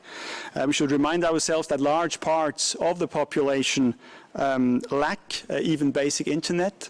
And so if we look at the figures, I mean, these are largely known figures. We simply have to realize that a significant part of that population is left out for the moment and cannot take advantage of the possibilities of digitization. So things don't just happen, they are made to happen, if I may say so.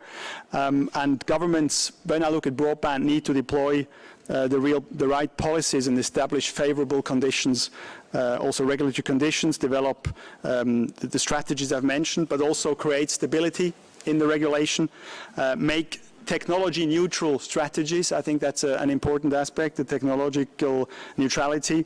And of course, and I'll come back to that in a moment, the partnerships, enable new partnerships and new technologies. And if I'm saying all this, this is not just as a government representative of Switzerland, but also as a member of the Broadband Commission for Sustainable Development. We have recently published a set of policy recommendations that members of the Broadband Commission have produced, and we hope that the decision makers, the decision shapers as well, in all across the globe can use those policies to get to broadband and thereby enable their populations to reap the benefits of digitization. And ultimately, I would like to stress that, of course, we have the SDGs as a shared vision with collective responsibilities, and that requires that we have a true multi-stakeholder setup in terms of decision shaping, but also in terms of decision making, that we have the new partnerships that the Minister of Zambia, for instance, mentioned, and that we can, of course, also form new bonds, particularly when it comes to education. So I think to have this multi-stakeholder approach to governance, to digital governance, will be key. And maybe just to come back to the panel, because I was so impressed, if I just pick up on the points of data policy and also on education, I think both are absolutely key. The statements couldn't have been more timely for us. The Swiss government just adopted a data policy, a larger set of data policy, precisely with the aim of reaping the benefits more of the data than we do today. Of course, protection and the control of individuals of their data remains a key element. But I think there we as government officials are in the hard reality then to make those strategies work and try to convince people, and that's something that takes time and can only be done ultimately with a consensus as a society. So with that, I would like to end, and again, thank you very much for this great opportunity and this great discussions we're having here today. And thank you again. And, I think we're going to go to Bolivia now. We may jump back to Poland in a minute. The Vice Minister of Science and Technology for Bolivia, you have the floor.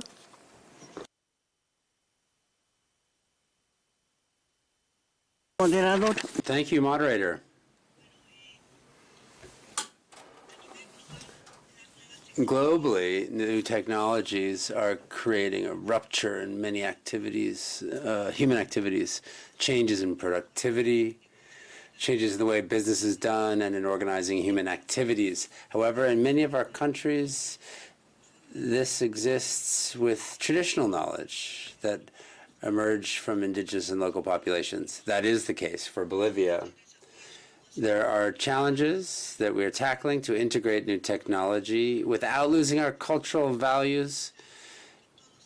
We want for everyone to benefit. However, we have a human-based focus. I believe that this type of forum is a place for us to open up a venue for sincere dialogue between those of us that are called developing countries and, on the other hand, developed countries. We do need science and technology, but it would seem that we are destined to only be exporters of raw materials, local knowledge, ancestral knowledge.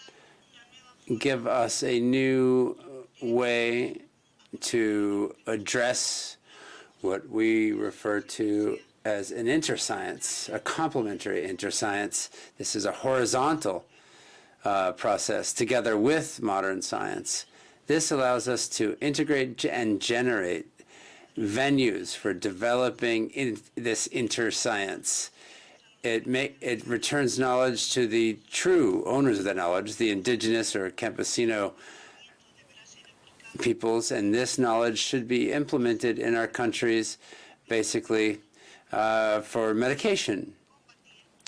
And this is helpful in fighting forgotten diseases such as tuberculosis or Chagas.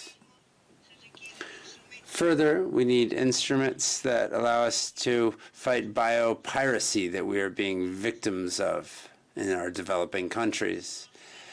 This traditional knowledge also contributed to the production of healthy, nutritious food that ensures proper nutrition for our peoples.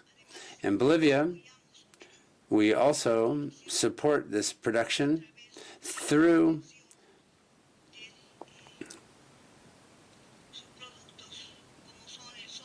products such as magnesium and sodium, potassium, or the Ura plant. This comes from the industrialization of our resources in our efforts to bring about agrochemicals. And I'm referring to fertilizers. We also, in Bolivia, believe that the development of science and technology is a challenge. We're working to tackle this. A proof of this is the development that we have seen in lithium salts and others. This has made us a key part of the lithium triangle. Another challenge is for Bolivia to become the South American energy core, given the great many energy resources, alternatives to fossil fuels. Our country has a great many of these. We are exploring them and exploiting them. Geothermal energy, for example, solar energy, and wind energy. Another relevant issue for my country is access to technology. Bolivia has a great many natural resources that requires access to technology and innovation. However, it has not been easy for us to have access to technology.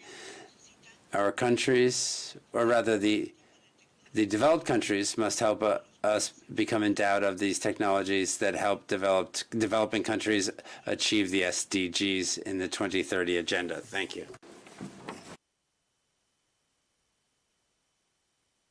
We are now going to turn to Poland, the President of the Office of Electronic Communications, Marcin Kituyi.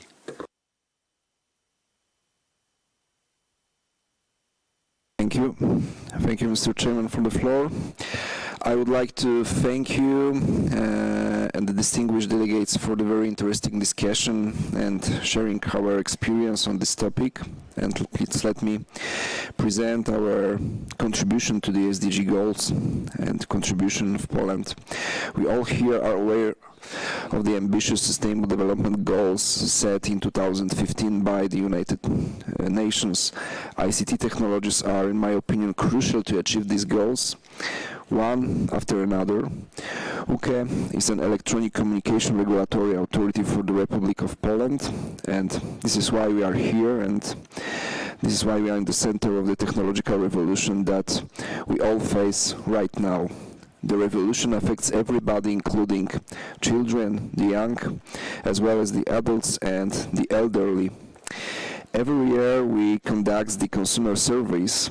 We ask individuals as well as enterprises about their usage of the telecommunication services. In 2017, over 92% of Poles own the mobile phone. 70% of them had a smartphone. The popularity of new technologies like, for example, Internet of Things or machine-to-machine communication also increased rapidly. In 2015, it was only 1.5% of individuals used, for example, IoT devices, and in 2017, it was almost 11%, so this huge increase is visible. Last year, we decided to expand the study and ask parents and their children about the way how the younger generation use mobile phones and the internet.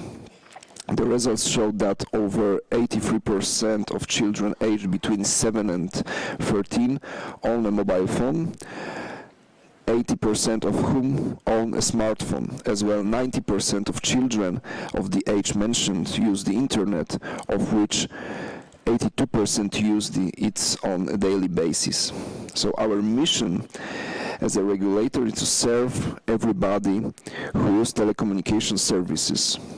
To do it in the best way possible, last year we adopted a new regulatory strategy based on 4 main pillars. These are: number 1 is the protection of consumer interests. This contains subjects like matching telecommunication services to consumer needs, improving the quality of telecommunication services, effective internet access in public places, accessible and user-oriented services, user-friendly postal market 2, easier pursuit of consumer claims in front of the operators, improving consumer through education and new approach to the universal service that is also essential for the places described as wide gaps lacking in the access of internet. Number 2 is development of infrastructure and services. That includes building an optimal environment for investments, availability, for example, of 700 MHz frequency band for broadband systems, implementation of 5G in Poland, and maximalization of the effectiveness of the economy of scale, the usage of EU funds for the broadband infrastructure deployment. Number 3 of the pillars of our new regulatory strategy is competition through optimal regulation, that we understand by means of effective regulation, fair law, and international professional cooperation with other entities. Last but not least, our fourth pillar is UCE 3.0. The new model of the regulator is to work paperless, to be eco-friendly, also by providing online services and being a knowledge hub to society and business. Our office also helps operators to prepare possible scenarios for how to develop 5G in Poland and how to launch it more effectively. Our goal is that all consumers will benefit from the development of the Industry 4.0. This will contribute to achieve the Sustainable Development Goal. Moreover, UCE focused on supporting the development of digital competencies among children and the youth. To that end, we run some educational campaigns.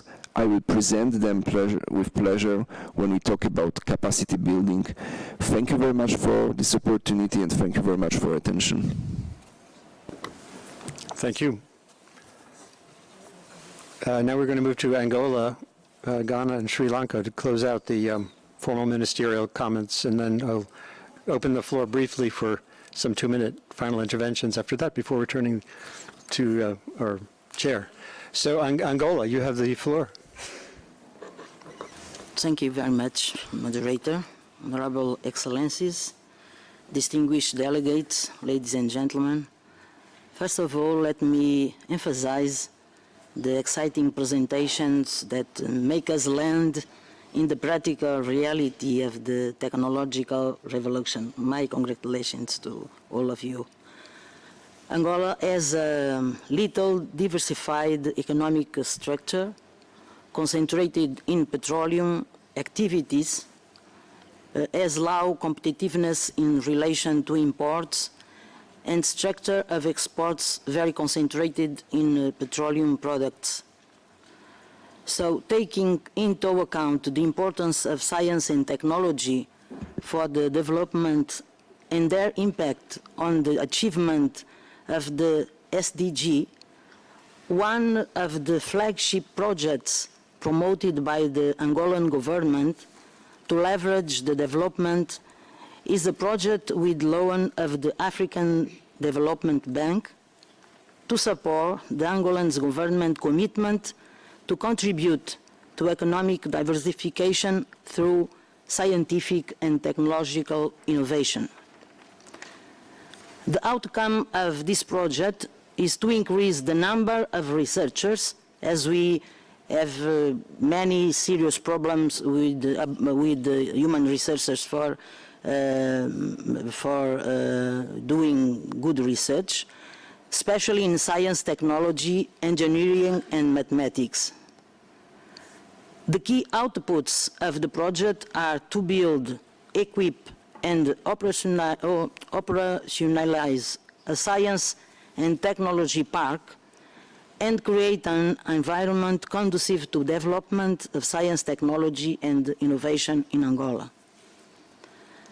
The component of the project for the creation of an environment conducive to development of STI include, among other, the following objectives: establish a national system for training methodologies in STI, equip 18 laboratories in secondary schools located in provincial capitals, train 18 laboratory technicians and 108 teachers in laboratory equipment maintenance and use, train 54 academic counselors, at least 30 of them women, and establishing an industrial property database, among other objectives. As I explained, the inclusion of laboratories in secondary schools outside the capital, Luanda, is a way to avoid that technological changes aggravate the existing asymmetries in the country. Now I take the opportunity to link this project to the question on how can we ensure that rapid technological change does not perpetuate and exacerbate inequalities and digital divides between and within countries. I think that there is no doubt that in the face of the asymmetries that exist in state of development of different countries, those who have an exacerbated concern with technological development without addressing the problems of basic education of the majority of the population, obviously that will accentuate the inequalities in the own country. The same situation may occur between countries that have large differences in the level of development. Policies and strategies in STI should be designed in such a way as to create programs that will specifically include youth and the most disadvantaged social groups, with a special note to women, and to monitor and evaluate the results regularly.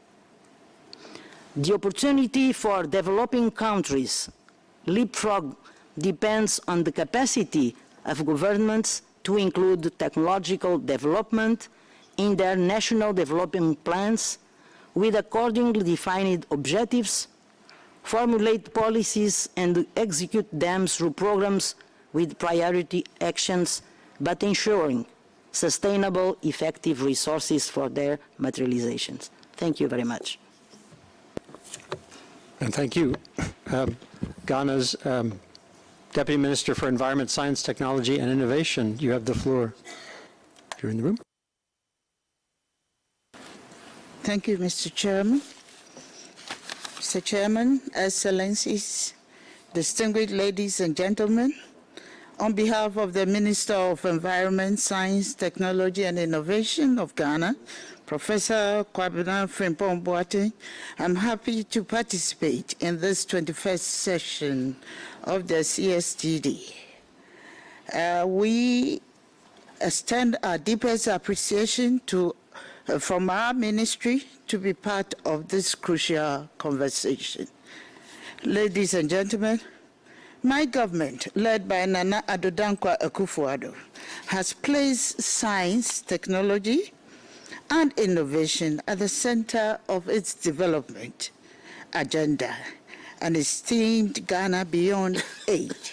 Indeed, we are very committed to change the status quo of our country through STI, and as such, we have initiated a number of strategic programs to help us achieve our goal.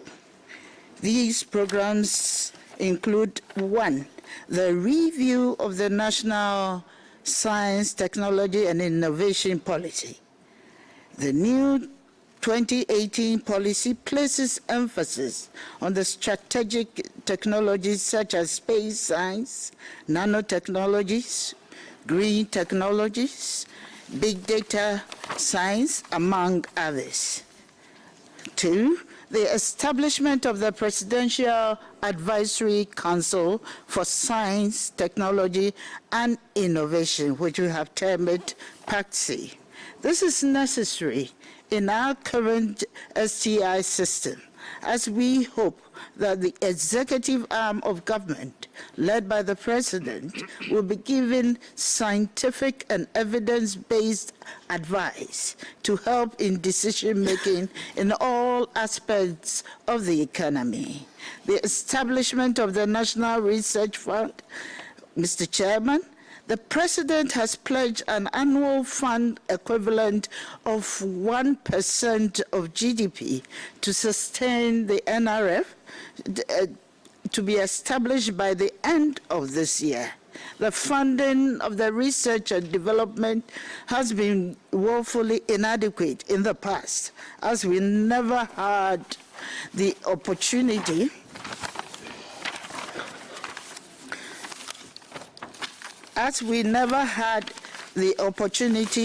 to spend that statutory fund for R&D.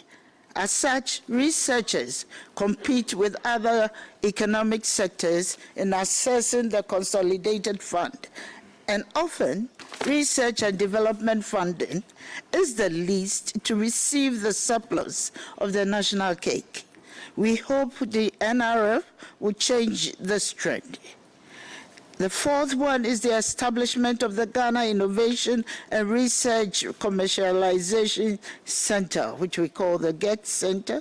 Ladies and gentlemen, this center is our strategic initiative aimed at addressing nationally the linkage between research and industry, thus bridging the gap, therefore promoting technology transfer and commercialization of research output. The establishment of the National High Performance Computing Center. This program is being implemented with the support of the Department of Science and Technology, with the support from South Africa, and it is aimed at promoting the use of big data science for socio-economic development. We are excited about the prospect of research and development and data analysis in areas such as health, environment, communication, and space science. Mr. Chairman, listening to modern Dr. Wood mentioning and showing our Ghana Radio Astronomy Observatory in her presentation was very encouraging. We launched the observatory in August last year, that is 2017, with support from the DSG South Africa. The launch of the concert by the student of All Nations University last year is also worth mentioning. For us, we have opened the door for our youth to venture into new and exciting STEM careers such as space science, and we are not stopping there. We hope to establish a satellite ground receiving station to help in managing our national resources sustainably. Yep. I can go on and on. However, I will end and ask for partnership from member countries and the Commission of implementing our national SCI policy and programs. Congratulations to my chairman, Mr. Chairman, and I would like to thank the Commission for inviting us to this meeting. Please be assured of our commitment to the objective of the Commission. Thank you very much. Thank you, Excellency. Sri Lanka, you have the final word from the formal ministerial presentations. If you are quick, and we could fit in maybe one floor intervention before the chair closes out the session. Mr. Chairman, as we are well aware, science and technology has a significant role in contributing to national development goals through research and development, innovations, and inventions. Recognizing this, we are especially engaged in promoting demand-driven research, innovation-focused industry research tie-ups, and creating an enabling environment through financially and technically supporting techno-entrepreneurships. On the other hand, special focus is given to developing and adapting emerging technologies such as biotechnology, nanotechnology, robotics, and artificial intelligence. Since popularization is being promoted at all levels through various initiatives such as promotion of science, engineering, technology, and mathematics, or STEM education, and development of a technology-based curricula. We accord the highest priority to creating a link between research, industry tie-ups, and creating a technology-based space for economic growth. With the rapid changes that are taking place in technological development in the world, it is important that countries develop strategies meeting these emerging and disruptive technologies so as to become competitive regionally and globally. These emerging technologies mainly include nanotechnology, biotechnology, robotics, automation, artificial intelligence, solar and space technologies. As we are working towards achieving SDGs by 2030, mobilizing these emerging technologies will provide more opportunities and pathways in achieving them as compared to traditional methodologies. Almost all SDGs indirect links to these emerging and disruptive technologies, whereas some of the SDGs, namely health, education, industry innovation, sustainable consumption and production, has a direct and strong influence in achieving those SDG targets. However, application of these new and emerging technologies involve various challenges. Even though new technological development increases the market share as well as competitiveness, if the technology introduced into the marketplace without comprehensive studies on possible hazards and issues will bring a negative impact on the entire industry, both locally and internationally. Developing countries must have safety nets in place to prevent social tension. Information technology has changed the culture of youth, with many being addicted to games, the free availability of pornography, and vulnerability to social media blackmail and scams. Less physical activities as a result of these addictions is resulting in a series of health issues as well. While better monitoring might help, there is the possibility that these might infringe on personal freedoms and be exploited to suppress political dissent. As it is evident, there is regional disparity into introducing and implementing emerging technologies. Therefore, it is important that the regional disparities and inequalities are reduced and minimized so as to make sure that new and emerging technologies benefit all of the society.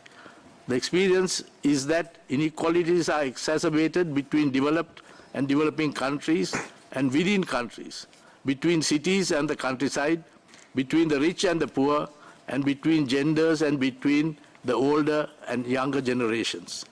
The differences within countries can be alleviated by state intervention and has to some extent been reduced by lower costs, initiatives in education, and older generations progressively being replaced by a more technology-savvy population.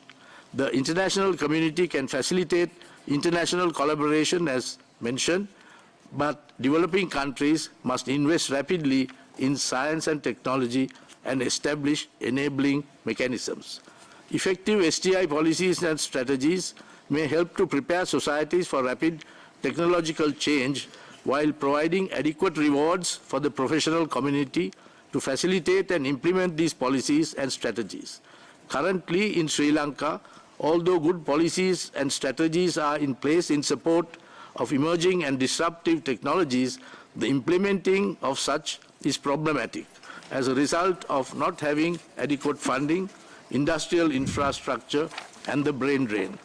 Providing access to quality science education to all sections of the community, establishing mechanisms to discourage brain drain and facilitate the return of diaspora trained in the sciences, and above all, increasing investment by developing countries in science, technology, and research are some possible interventions in this regard. Thank you. Thank you very much. We have time, but I've been advised if they can be 1-minute interventions, we can fit in China and the United States, and then the chair will close the proceedings. Oh, and Nepal. So 3 minutes for 3 countries. Meaning 1 minute per. China, you can start. Thank you.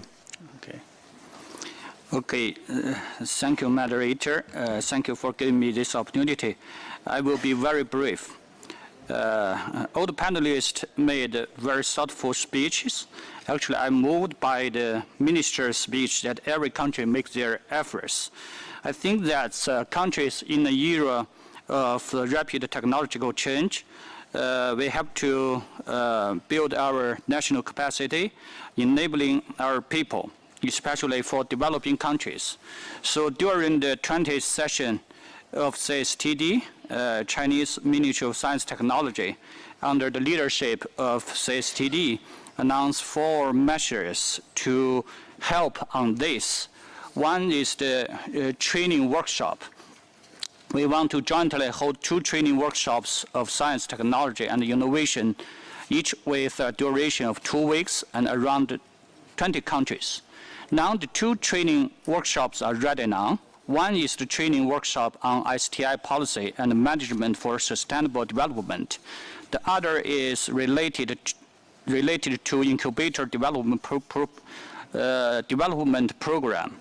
It will held in September 9 to 23 this year. We welcome all the countries to join us.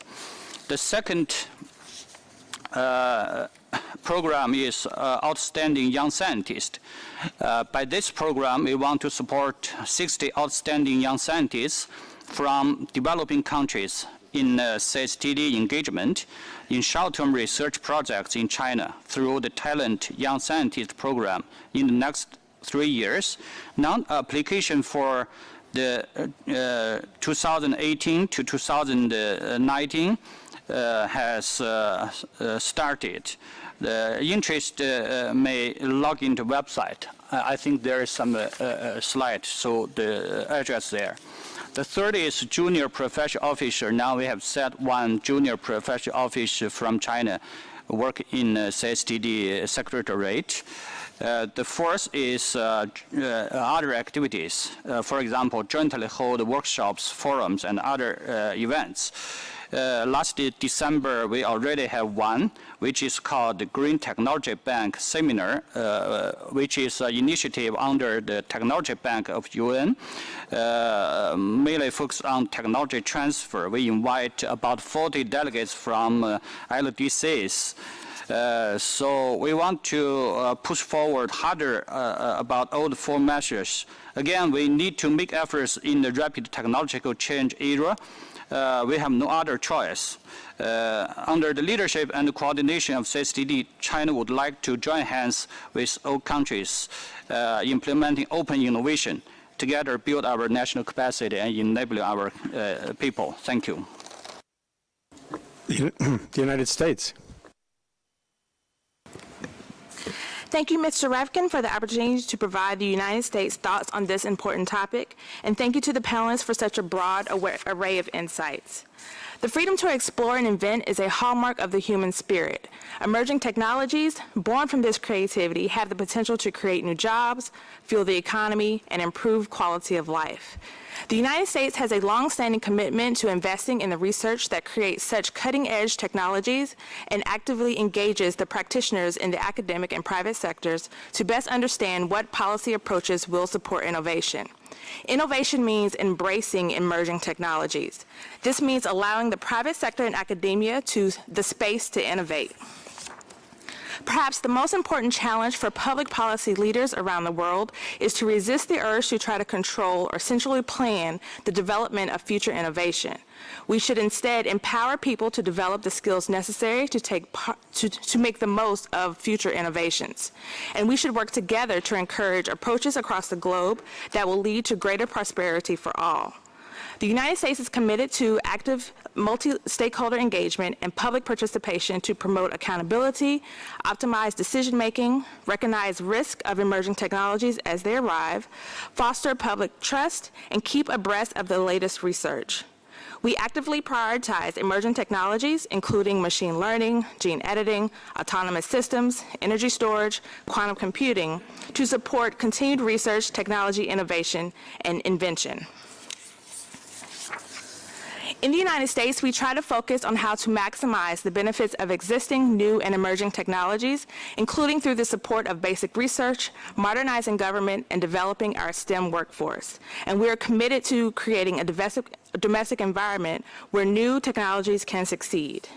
The United States looks forward to many more productive conversations on this topic and others during the CSTD, and again wishes to express support for the Commission in its many efforts to provide science and technology advice. Thank you. Thank you very much. And Nepal, you have the final word. Thank you, Mr. Moderator, for this opportunity to speak. I'm glad to share with you on the outset that Nepal has been elected as a member of the Commission on Science and Technology for Development for the period of 2019-2022. Technology is the soul of development, and all countries and community of the world should be equitably benefited from the technological advancement and the world has made so far. In this context, we stand for full and effective operationalization of Technology Bank for the capacity building of the LDCs in the areas of science and technology and innovation, which is in line with SDG 17.8. The technological gap between and along the economies of the world is deepening and widening, and more collaborative and cooperative efforts are necessary to bridge the gap and contribute to the SDG pledge to leaving no one behind. With this word, at the interest of time, I conclude. Thank you very much. Thank you very much, and thanks to all the ministerial input, not to mention the input of this incredible panel. I will be trying to do some writing based on what I've been learning here today. The panel is excused if they need to hit the road, and I'm going to now turn things over for closing remarks to His Excellency Placido Gomez of the Dominican Republic for your insights and where we go from here. Thank you. Bueno, we're a bit late on time. However, I don't want to fail to mention that the Dominican Republic does have a national development strategy. This is a 2030 country vision, and this became law in 2010, and it has been put together in order to address the SDGs. The current government of President Medina has created the Digital Republic program that I will speak about at more length on another occasion. However, as regards the panel that just wrapped up, I would like to make an important observation. Some analyses reveal that developing countries have become surprising technology consumers, but not surprising technology creators. This reality has been noted in the last remark from Nepal, and it came up when we were wondering whether we should see just challenges or also opportunities. In my humble opinion, we must find opportunities, but we should also very much look closely at the challenges.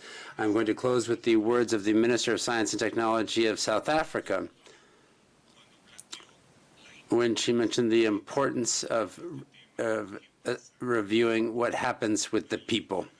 I want to leave that as the final thought. I want to thank the ministers and the other high-level participants for their active participation in this exchange. I would also like to thank our moderator very much for having been so skillful in leading our debate. Having said that, I thank you for being here, and I want to just leave 1 minute for a change of podium. And the co-chairs for the third forum can come to address the next topic.